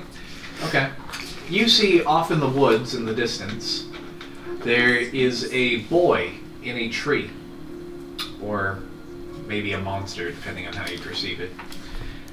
There is a thin boy with green skin and pointed ears, wearing a loincloth, crouched up in the branches of a tree off in the distance. He meets your gaze for a second, and then leaps off through the branches in another direction. And Nadia, I would like you to roll perception now. What do you see, Nadia? Maybe nothing if she rolls low. Do you 8. 8? Okay. Yeah, you don't see much. That's okay, you'll have other opportunities.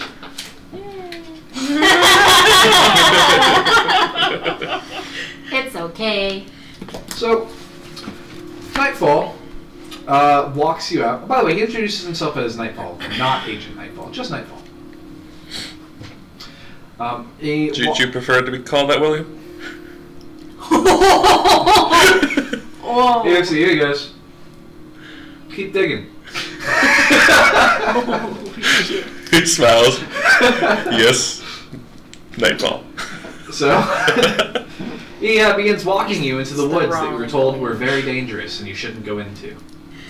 Why are we going to the woods? Isn't this supposed to be like dangerous and shit? What, are you scared? No. Shut up. A little.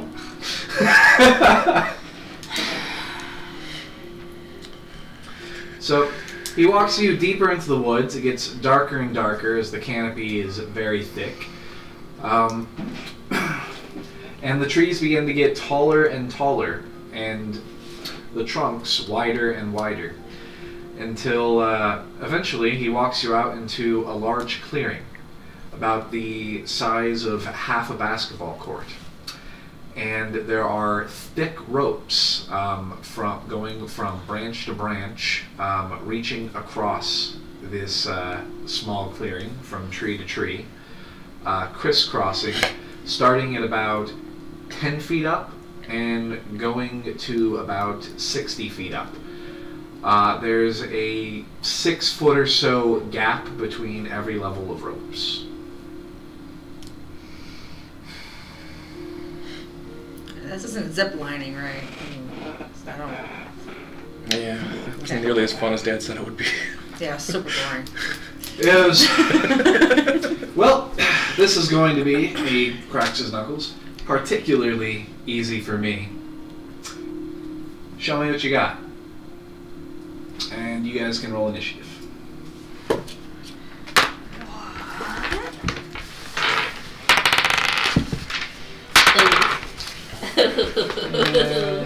Okay.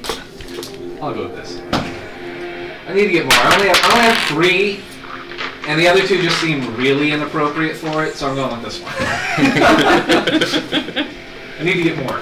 This is like boss battle music. So, he's leveled up a little bit since he fought Byron. I know. He wants to take 4 of us. Let me...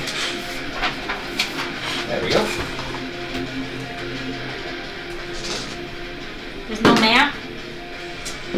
Yeah, I'll get a map. Okay. Why not? Ouch. Oh, I'm so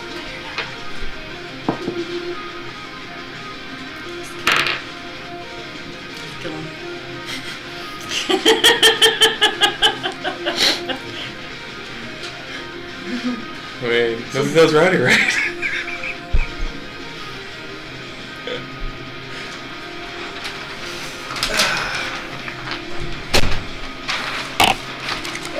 Go ahead and clear space for the map.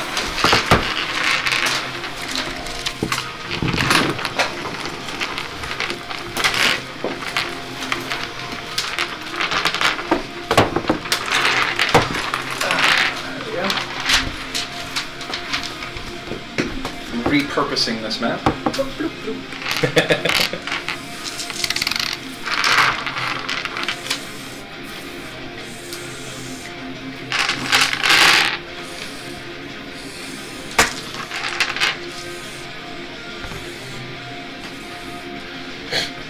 Okay. And for the purpose of this battle, because I haven't appropriately prepared the map I wanted, I'm going to say that these ropes are all 20 feet up, and for reasons unexplained in Imagination Land, you don't have access to the ropes to the other levels at the moment. Was this the park map before? Imagination. Is this what? Was this the park map before? No. So you're repurposing it. Yes. I forget which one this was. Notice the one really huge tree? Yeah. Well, you can figure it out. Yeah, okay. I don't remember the battle there. We're possibly going to that. Oh, we just didn't. Okay. I'm like, I don't remember having a battle there. That's what I thought at first too. I'm like, oh, that's like her victory, but like, no, we didn't fight shit there. Okay. Could have, yeah, apparently. So, I need initiative from everybody. I'm going to start with 25 to 20. Anybody? Okay, 20 to 17. Okay, 1 second. What'd you get? 14. I'm going to go with What'd you roll? 10 to 15. 16? 11. Okay, who is You the... said 16? 16? I thought you said Dexterity. 17 to... Did I not hear that? I'm sorry. 16. 16? Yeah. Okay. I swear it is. Was there a 15? 14? Mine's a 14. Okay, Trevor, what are you? 11? And what are you, Layla? 4. Well, Wow, you're slow, Layla. you roll 1. No, I rolled a 4. God For some reason, damn. I thought your like dex was better than that for some reason. Just because you're a cheerleader, but. No, she's just And proficient in acrobatics. acrobatics. Oh, that was it. Okay. That's why she fails at so many dex-related Dex-related things. even when I feel for acrobatics you goes too. Hey, and I've also rolled natural 20s on a bunch of too. Okay. Alright, so the very first thing that happens is Nightfall proceeds to jump 15 feet straight up into the air. And let me get these.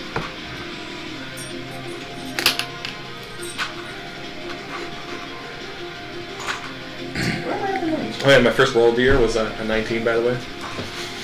Nice. Before. Nice. That perception check was my first roll. My first roll was a I don't remember. 14. Trevor, are you wearing a uniform? Are you in a hoodie? What are you doing? I mean, I'm gonna use the Trevor guy. Oh, yeah, that's true. But yes, he is wearing a hoodie. Yeah. Not in uniform just yet, but he was planning to eventually.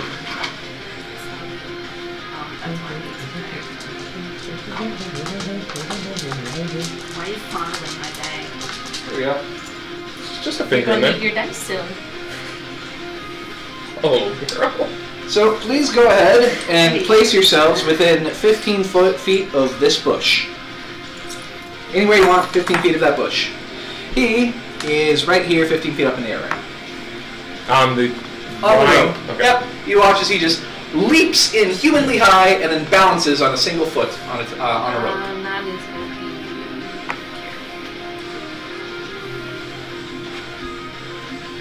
be... Once he is up there, Anyone else want to move? you watch as he splits into 4 of himself, and they begin running in different directions down the road. Now, I need to find my other... Actually, you know what? I know what I'm going to do.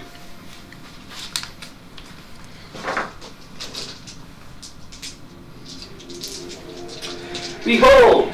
He is 4 inspiration die.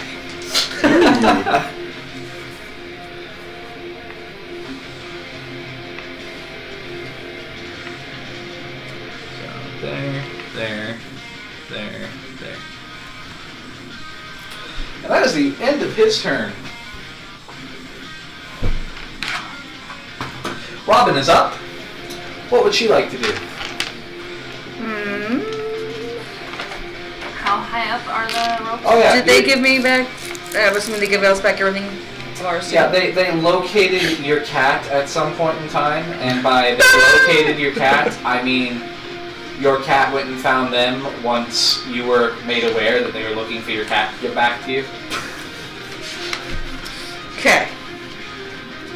So I have Shillelagh as my... Yeah. Okay. So bonus action, because there's still a bonus action, right? Yep. Bonus action Shillelagh. Okay. You cast Shillelagh. There's a noise as purple lights go flying up the cracks and crevices of the stick and light it up, and then it glows with a dull purple hue. Okay. And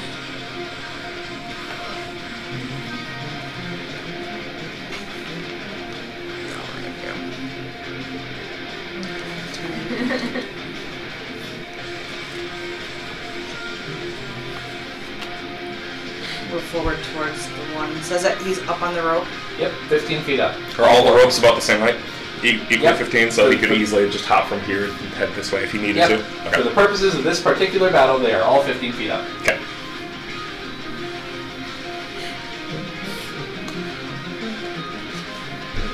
So I can get out there. But And I am now starting the turn timer.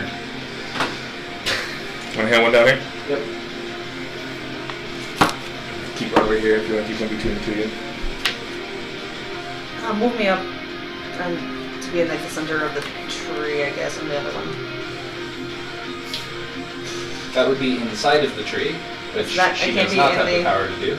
Okay. You cannot stand inside of the trunk of the tree. You can be in the same square as him underneath him, yes. Okay. If he is on the rope, that's you can good. share a square. Okay. I'm 5 feet below, if possible. You're 15 feet below. Oh, okay, 15 feet below. Okay, good. What are you gonna do with the turn? Yeah. Is that it? Okay. Do you want to roll an initiative for your cat?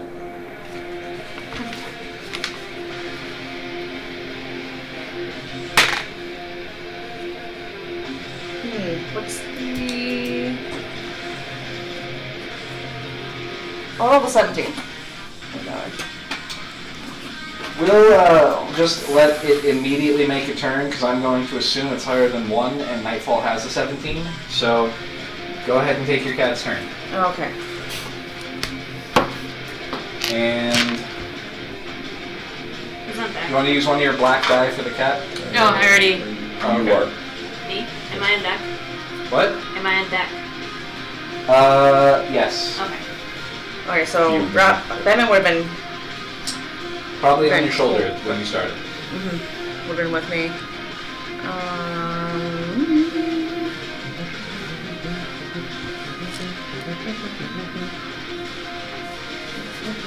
And I'm going to... Batman's going to cast blindness on this square in front of me. On him? Okay, what's the range on blindness? Go ahead 30 and read the feet. spell to me. It is 30 feet, duration 1 minute. You can blind or deafen a foe. Choose one creature you can see within range to make a Constitution saving throw. 10. My DC 17. So 10 fails. Okay. So then, the target is either blinded or deafened for the duration. Your choice. The duration. And then at the end of its turn, it can make a con saving throw. So which is it? Is it blind? No, okay, it's blinded. Okay. Alright. Anything else Batman would like to do? And what level Yes. spell slot did that consume? That's a second level. Okay. You guys see as Robin... What are the spell components of that spell? Verbal. Verbal?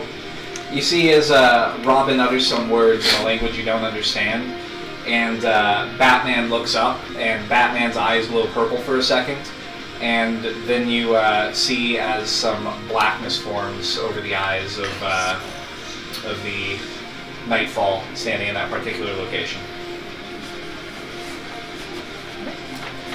Claudia, you're up. Cat hisses. That was a little bit of a snake hiss. Is it 15 for signal? Yes.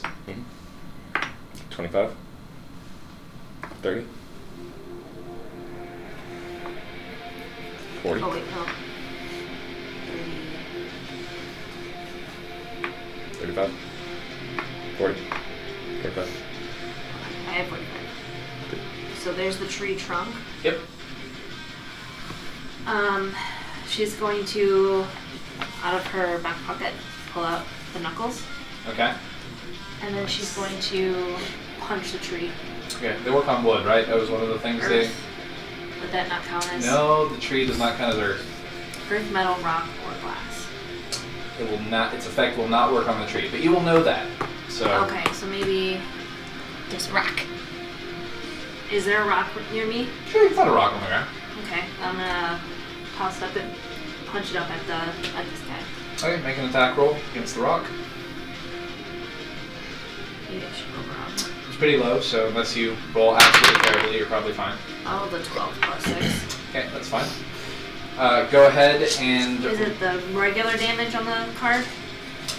You will only be dealing the D4s, I believe, because you're not hitting... Let me see the It just card says real quick. 1d6 bludgeoning damage, and then Yeah, it that's deals if you hit. additional... The D6 is what you when you Oh. hit something directly, and then oh god, I smeared it. 2, is that 1d4? That's 1d4. Yeah, 15 feet wide, long. Yeah, so the D4 from the splintering rock is what'll hit him. Do I add anything to it, or is it just the roll? It's just the D4, I believe. 3. But it hits if there were multiple opponents, it would be an AOE. 3, but it was kind of directed at this guy, trying to like get in the head, maybe he can knock himself down. Was her attempt. Might fuck with the rope. Worse. It might. Does that D4 get the siege damage as well? It doesn't say. Let me see here. Behind siege target and extending up to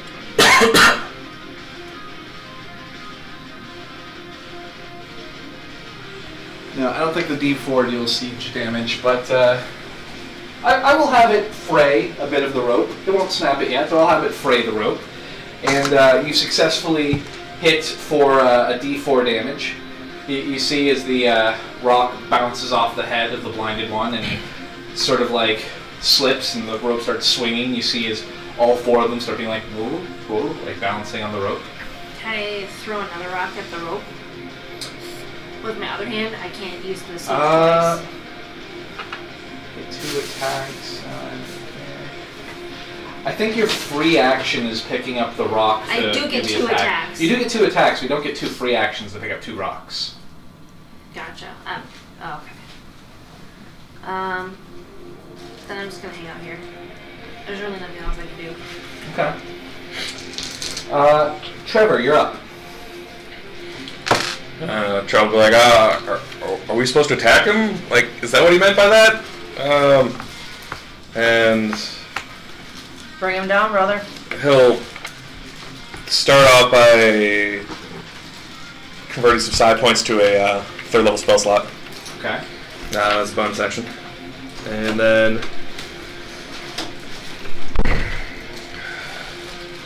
yeah, okay, fine. This better be what you meant. And he'll try his frozen rain on these guys over here. Okay. So then 120 feet. That's totally 120 feet. Air in a 20-foot radius. So easily enough to catch those 2. Okay. Becomes saturated with moisture and freezes, dealing substantial damage and freezing them in place. So they can make saves versus Constitution for half. Okay.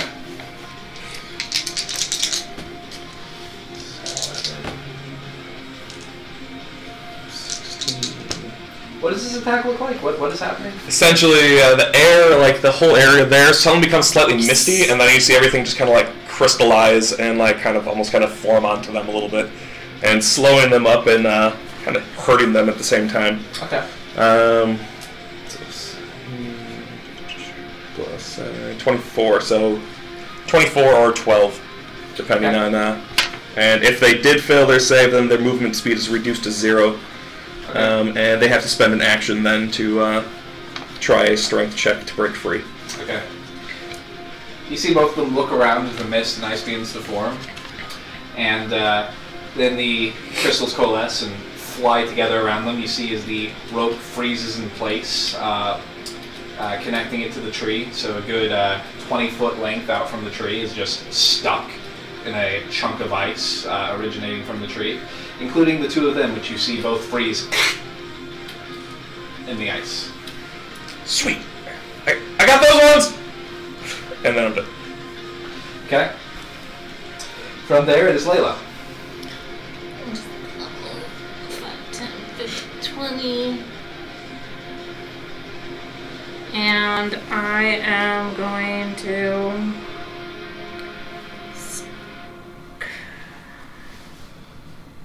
Scorching Ray all 3 at this one.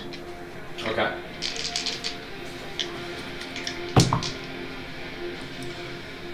I'm definitely guessing 2 miss, 11 and 12. Yep.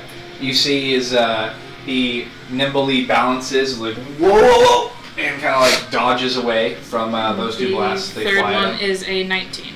That one will hit. So as he nimbly dodges out of the way, you send the last one at him. It goes to hit him directly in the torso and phases straight through his body and goes flying out the other side. Okay.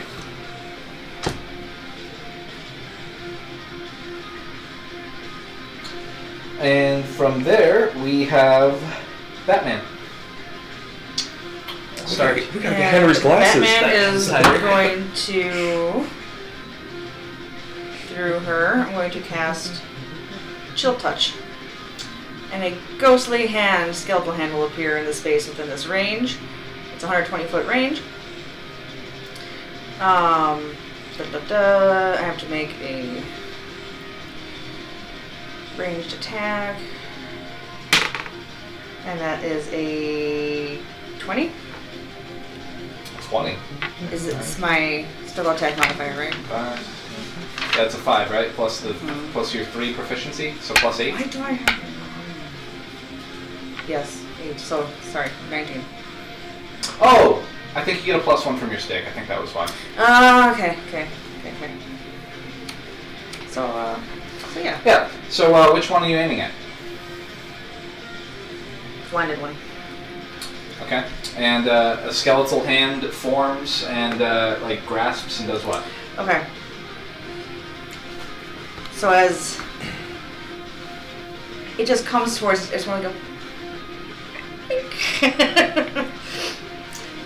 And Wrong finger. Sorry. All right. Yeah. There you go. Here, and then yeah, the hand clings to the target, and why can't I find where it is? Batman's turn has been done for a while. What does it do?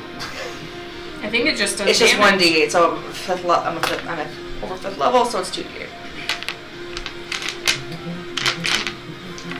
Wouldn't it be a spectral claw then? Okay. Oh. 10. So a skeletal hand. I'm gonna flavor it as a spindly-looking wooden branch in the form of a hand reaches out from the tree that he's next to and grasps onto him. And you see the ice begin to form around his suit. And he cries out in pain. Ah! The hand then remains there until the start of your next turn. During this time, the target is unable to regain hit points. Cool. Oh, it's necrotic damage, by the way. Yeah. Okay.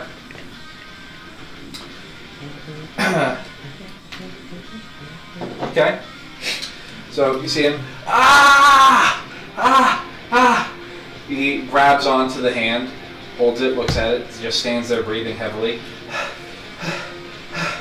You And can't look at then it. you see as one of the nightfalls frozen in the ice starts moving as if the ice isn't there, hops out of the ice as if the ice were an illusion, lands on the rope. Which one? 10 feet. Move. Oh, that one? That one? Yes. Okay. 2 that way and 1 that way. Beep. Yep. Right there. Yeah. Then Hops out of the ice as though it were an illusion, lands there, draws a gun, points it down at the cat, and you were fires. aiming at me, so I'm like, oh.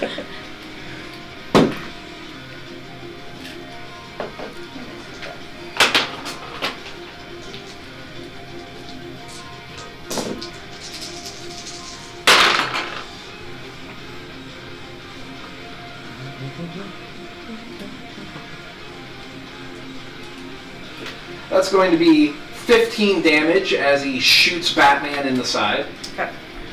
Cat lets out a meow! And a hole opens up in Robin, and Robin begins to bleed down her side, even though she wasn't the one shot.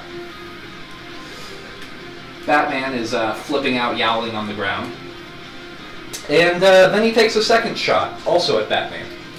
Oh no. Oh, what a dick. Now he's really asking for it. Start with the animal abuse right away? Man.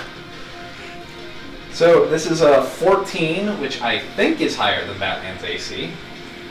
Yes. And that's going to be another 7 damage to Batman, aka both of you. As he shoots the cat a second time, you see his dirt and a spray of blood flies up from the cat, which twitches and yowls on the ground. And you see as Robin convulses each time the cat is shot.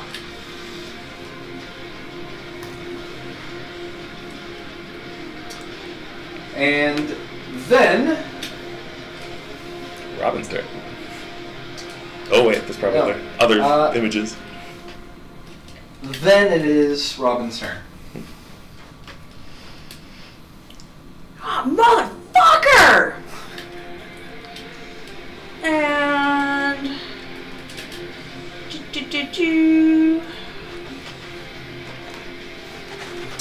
Start with Chill, chocolate. chill touch again. And... From Green Bay. There's And special that's chocolate the one here. that was doing the shooting. Okay. And again... Thanks. Pass it. Sure. That's a 17. So... Smooth stuff. Yeah, that's a Yeah. 26. Okay. Does that hit? Yeah. Go ahead and roll I damage. hope so.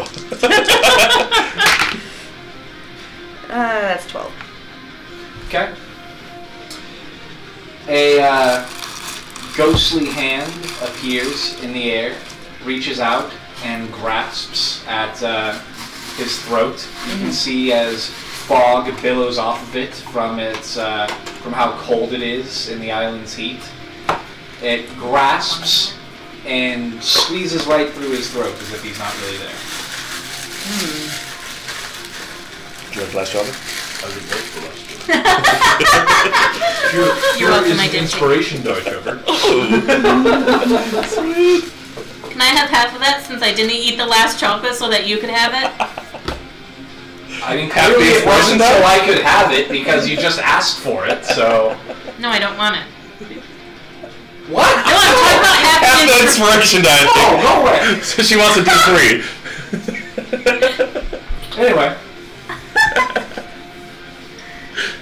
Good job. It is now Nadia's turn. She's gonna do the same thing that she did before with the rock. Try and knock it now more towards the rope, Okay. if she can get it that way. So she's gonna pop at the knuckles. So- Question. Yeah. Why don't you just cut the rope with your sword? I would assume that I didn't have my sword with me. You just told me Oh, to okay, walk if you didn't, out. right? Okay, sure.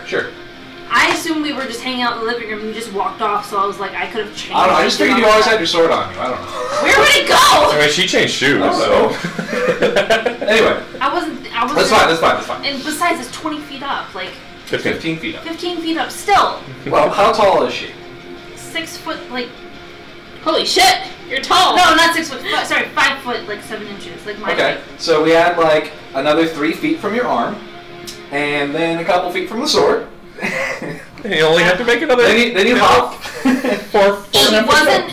I guess. Okay. She didn't know that she. No, it's You're fine. fine, Okay. you're fine, you're Do fine. the Roll thing. it, I'm trying to do your role set. play. I know. I'm not I gonna know. have everything. I'm gonna Nadia has a negative intelligence, Nick. Stop. I rolled a 3 plus 6. It's 9. 9. That does hit the rock. You're lucky. Roll your d4.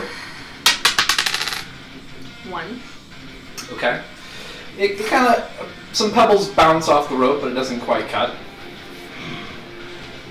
Would you like to do anything else? You still have your bonus action, your movement. bonus action to Technically use... a second attack as well. Just I that's can't reach anything though. You can climb the tree. Fine, I'm gonna climb the fucking tree. Okay, then do it. Do I need to roll anything for that? Yeah, do an athletics. Athletics check. 8. Your total is 8? No. 18. Oh, 18. Okay. You didn't finish the teen part. I was like, you got a 12. You don't have a negative. So, Athletics is 6. All right. Yeah, okay. you easily climb up the tree. Okay, so there's that one guy right there. Yeah. I'm gonna deck him Okay. with go my for it. second. He's currently got a skeletal tree hand around his throat. So And does the attack have he's advantage blinded. on him because he's blinded? He's blinded, yeah. Yes, it should. Yes. So it's advantage. This is her second attack, so she's using the knuckles, and then so we'll see if I even hit. So roll 2 dice to see if I get the advantage. Oh, yeah. They're both 17 That's plus awesome. 6. I Okay. assume I You hit him. definitely hit, Okay, so that's a d6. and your punch phases right through him like he's not there. And the bag goes back onto the table. So then she just Yes, and then him you just phased through turns, phasing through and out of the tree around his neck, and smiles at you. okay. So she's going to.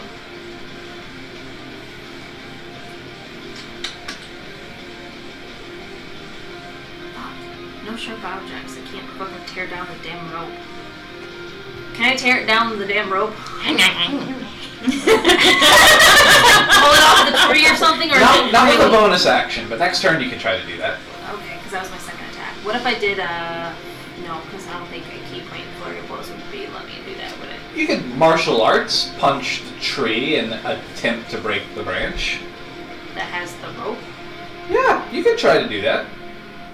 You probably won't get it in one punch, but you could. What about my flurry of blows? Let me do. Then you have a chance if you roll good. Theoretically, couldn't it make the rope unstable? I could. Just start doing that Three of them are on it. with the rope. As long as you roll higher than a 7, you No, hold on to successfully the hit the top of the rope. tree and do the And if you can deal more than Did you heal 12 yourself, damage, you will destroy turn? the tree branch Not yet. that the rope is Okay. connected to. More than 12 Yeah. damage? Yeah. Excuse me. Okay, so I guess this. So I did flurry of blows. If you want to, you haven't done anything yet. This is your bonus attack.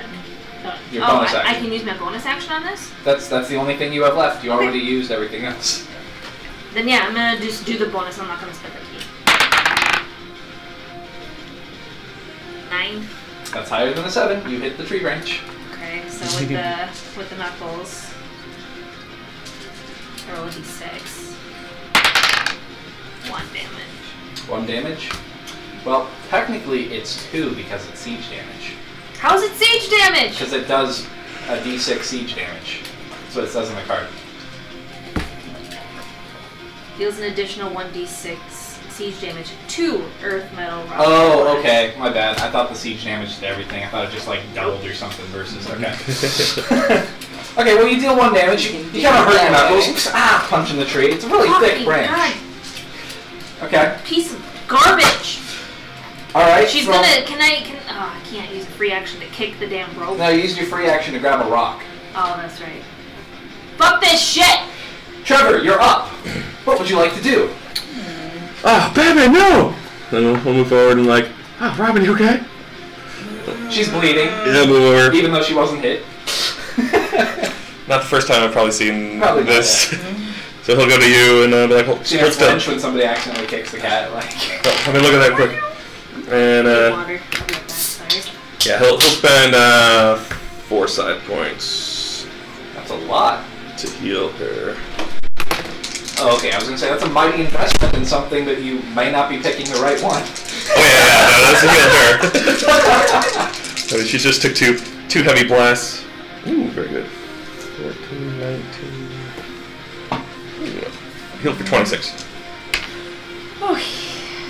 It's a good heal. Yeah, I rolled like 3 of D8 for 7, so like that was like off the chart for BJ. Is it 26? Yes. Okay, good. That's only 4 above. Anything else you would like to do?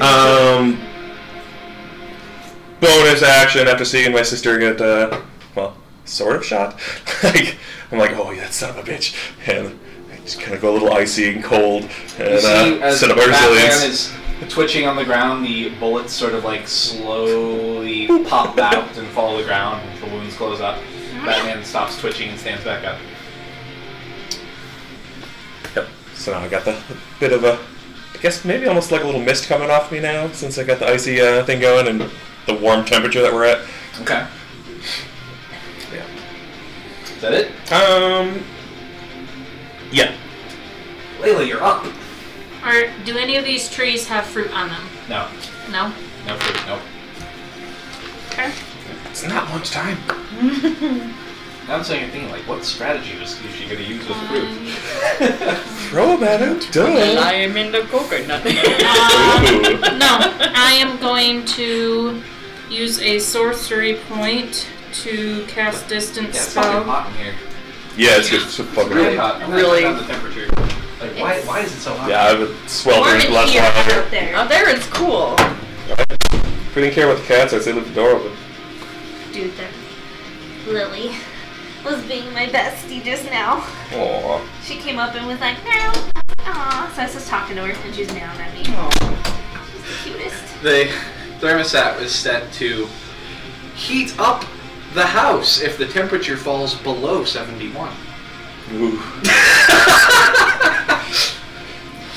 Oh yeah, it's a little in conflict with itself, huh?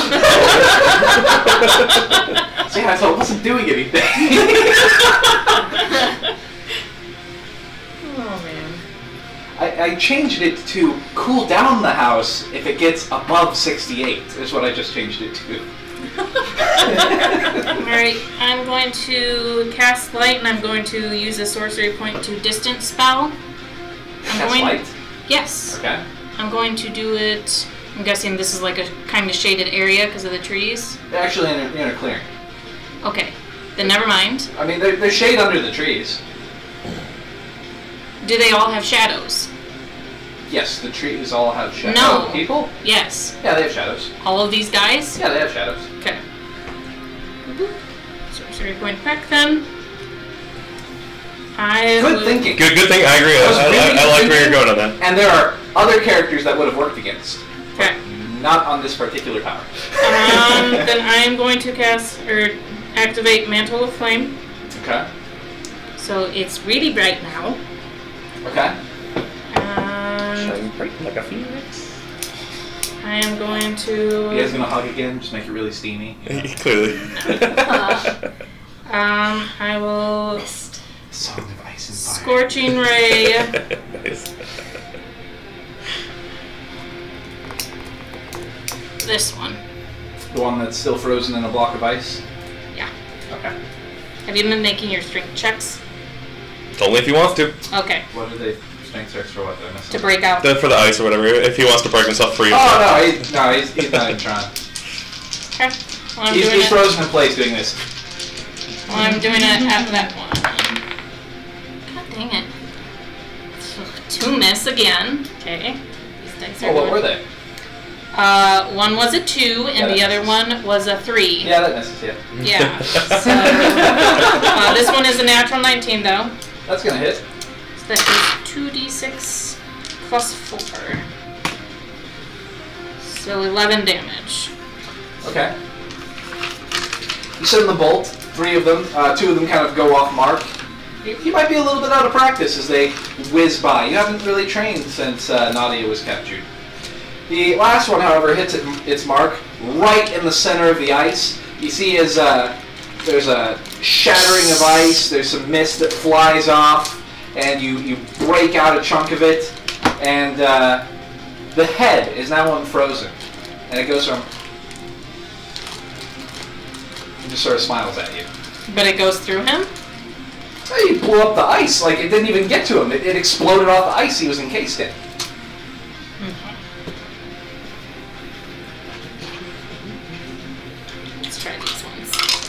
Is your turn over? Yep. Bonus action. Action. Okay, Batman's up. What would Batman like to do? Batman just got shot twice. Oh, we're mad. Do you want to start the timer? We are mad. We are mad.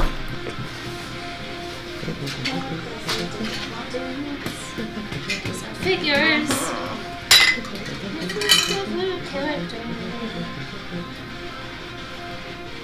That's 120 feet, right? Easily. Everything is within 120. Yeah. Alright. So that's a good range.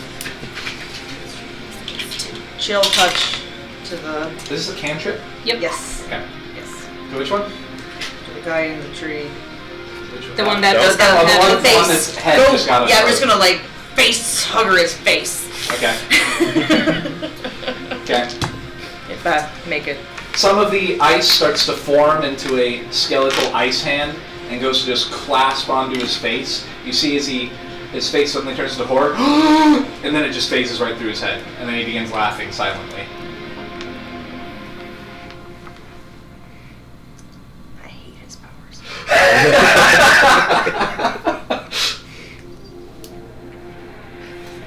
Okay, well that's gonna be Batman's turn. Okay. So it's his turn. Okay. That one. No, other one? No, other one. That one. Yeah, that one proceeds to pull out a gun from its jacket, look directly down at Batman, and fires 2 more shots at Batman. What? He goes, your instructor says no pets allowed.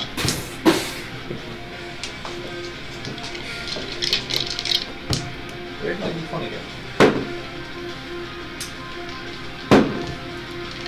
Assuming 14 hits Batman? Mm-hmm. 2 more bullets to Batman. You see as one of Batman's legs break, but then snaps back into place as you assume the injury instead of Batman. And Batman takes 13 damage, which is transferred to you. You see as the cat sort of like implodes, breaks and bounces, then reforms, and instead bruises begin to form on Robin's body. He goes, I think the cat is probably stronger than all of you. And then that is the end of his turn, and Robin is up. Okay. Motherfucker. Pick up Batman, shoulders. And so you said 15 feet? 10, 15. 15 feet up. Do I have a... So just climb? Yeah, to climb. Is there a slower climb speed or something? How far can I get generally up? half movement, right? Yeah, it's generally half movement unless they have a climb speed on the animal, which I don't think cats do. Yeah, I mean, I It think she's wouldn't matter. fine. I'm climbing anyway, so... Not to totally pause everything, but I just was looking through my stuff trying to see if there's anything else that I can do aside from attack, and my unarmed strikes count as magical for the purpose of overcoming resistance and immunity to non-magical effects of damage. That's right. So I still can't hit him. Like I still phase through him. Yeah, you still phase through it. Okay. So it's a duplicate. And he can shift between them. Mm-hmm. So, you guys may have some familiarity via your speaking with Byron and his big long fight. Essentially, from what you know, is he makes several very real-seeming copies of himself, and he can switch locations between them to which one is real. So he switches places with the copies. Okay. Okay, so now that I'm off the tree, I'm going to take a swing. It's actually going to be an athletics to go up the tree. Oh, it's me athletics. Okay. I've not completed that conversation.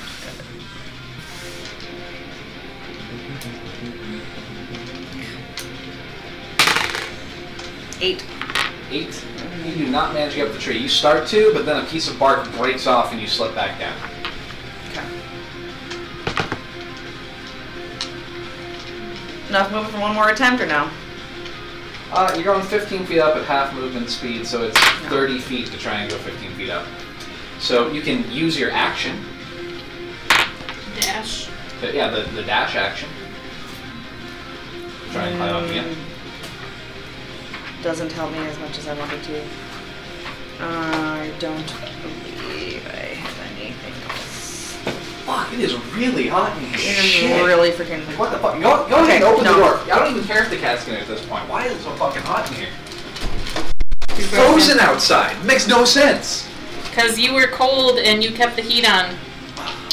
Alright, no, I'm gonna do another chill touch to the one that's right in front of Nadia. That one? Yep. One right there? Yep. Okay. That's another 20. 20? Okay. You, another tree branch hand flies out from the tree to grasp at him, slaps right through him like he's not there. That's it.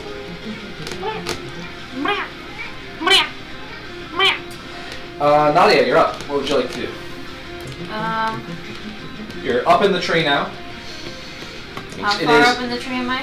15 feet. It is acrobatics to walk the rope. And a hand just went through that one. Every 10 feet of movement will be an acrobatic. I'm gonna jump down. 15 will be acrobatics. Okay, sure. You jump down. And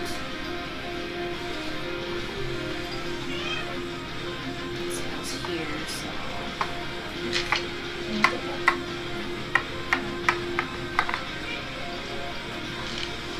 and then I'm gonna do the same rock trick at least the one time while I'm making my way over there. Okay. Higher than a 7. 6 plus 6, 12. Okay. You successfully hit the rock. D4. 4 damage. Okay. You punch the rock, it shatters into slivers of shrapnel, and you see as these ones hit their mark, ah! And you see a bit of blood form on his cheek. To which one? This one? Yes. I wish I could do more. I'm gonna stick with. I used all of my movement. You're done? I can't do another free action and throw another rock. Correct. So that's all I can do. All right. Trevor, you're up. How bad are you looking again? Not too bad moment. I'm alright. Get him.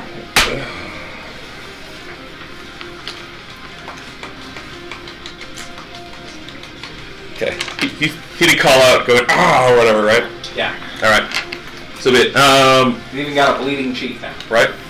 He will focus then on him, and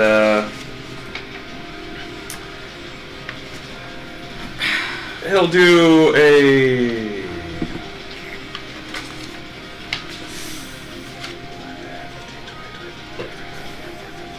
Yep. Okay. He will do a. Let's go with a 3-point push. Okay. What's So that? more or less, he'll suddenly feel just a pushing force upon him, and he can make a saving throw versus strength. How does a 5 do? 5 does not. Neither does 16. Alright, he is, if it affects him, It does. okay, he takes first off 9 damage, and he's pushed 15 feet back. Okay. So I'm pushing him just pretty much this way, so like... He's also That's gonna it. slam to the ground And then fall 15 feet down. He becomes prone.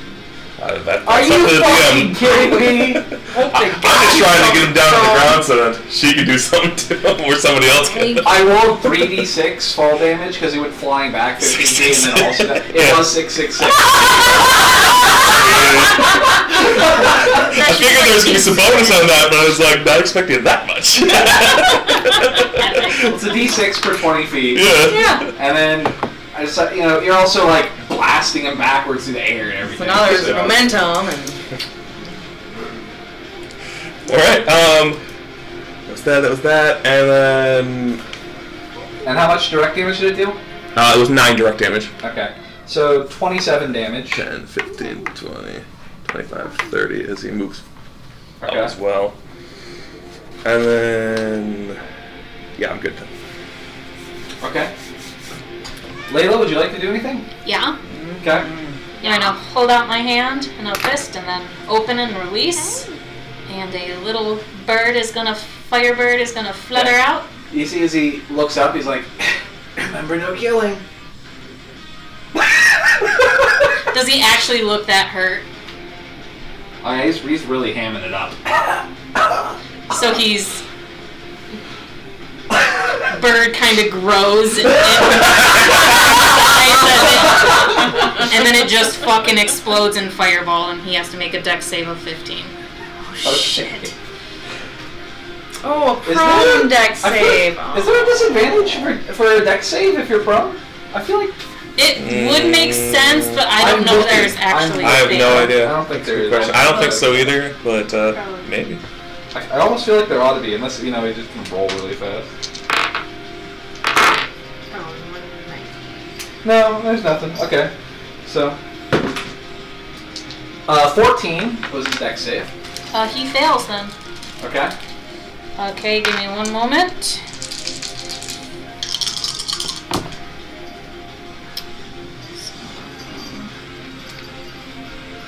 Six, 7, 8, 13.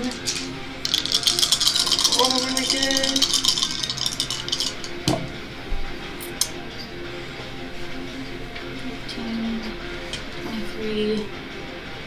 25 damage. There's a massive, explosive, fiery blast centered around the man who just got cut by a rock and slammed psychically to the ground. So, cut rock, slammed with force, smashed to the ground, fell, you know, like, right on his elbow the wrong way, took maximum damage. Funny bone. Funny bone. I know it's somewhere. Fire. And the trees catch on fire too, I'm guessing. Because, Yeah, what's the range on that? Or the radius? 20 feet. Yeah, she lights the tree on fire, the ropes are on fire, they start to fall to the ground. He's just wheezing smoke. He's patting out his clothing. And Batman's up. He looks very, very injured. Chill touch. Okay. 19. Alright. How much damage? 2d8.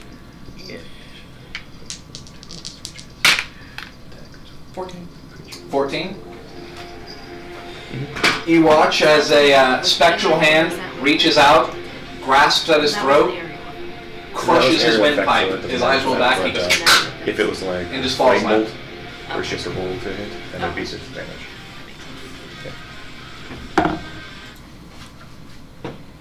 what would you guys like to do? What'd you do? Did he not? She killed him. You killed him? No, I didn't know. She did. I said he looks very, very weak, injured, on fire. He looks really hurt. She goes, chill touch. Kills him. He's dead. Trevor moves over to will move over to him and be like, "Oh shit!" The other And check to see if he's all right. He is not all right. Way to go, Robin! God damn it! Hold on. Did you take an ability that would let you do that? And I will then utilize. If you did, you're really lucky. Or Robin's really lucky. Robin is really lucky because that's right into this little head. Where is that?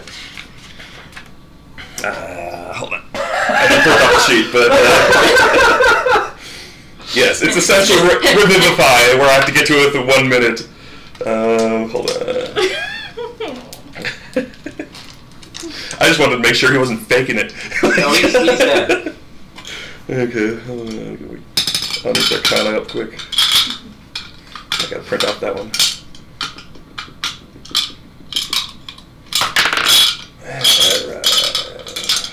Alright. It's out. Psionic Restoration. I will restore life using 5 side points. 25. And pretty much I'm like, oh, okay, hold on. Find that kind of like spark that's still kind of there and like strengthen it and kind of focus it back in, kind of pull it back. And see as some of the burns begin to flake off and recover. I think I got it. Okay, you're fine. And what is the? As an action, you can touch one creature that has died within the last minute. The creature returns to life with 1 hit point. The ability can't return return life to a creature who died of old age or. Okay. Yeah. So, or if they're drastically missing body parts, then it's not going to really work. What about roasted body parts? No, that's fine. What about a crushed windpipe? I Necrotic think it's still fine. broken spine. It Necrotic says is only when it's missing double body your parts. HP. What? Necrotic damage only kills permanently when it's double your HP or something. No, it only kills permanently when it's used with a spell that says in the spell, if you die to the spell, you're killed permanently. Okay. Nothing else has anything to do with it.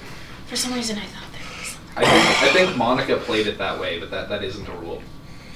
I mean, it did deal more than my HP, which is what actually killed me.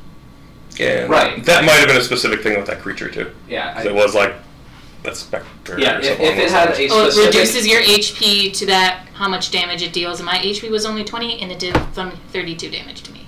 Right. Well, if its ability says that it outright kills you, it does. It has nothing to do with the damage type. Let's go to bed. Let's go. Yeah. So he is going to be lying there on the ground, barely alive, and we'll end off there. Okay, as Robin starts running up with murder in her eyes.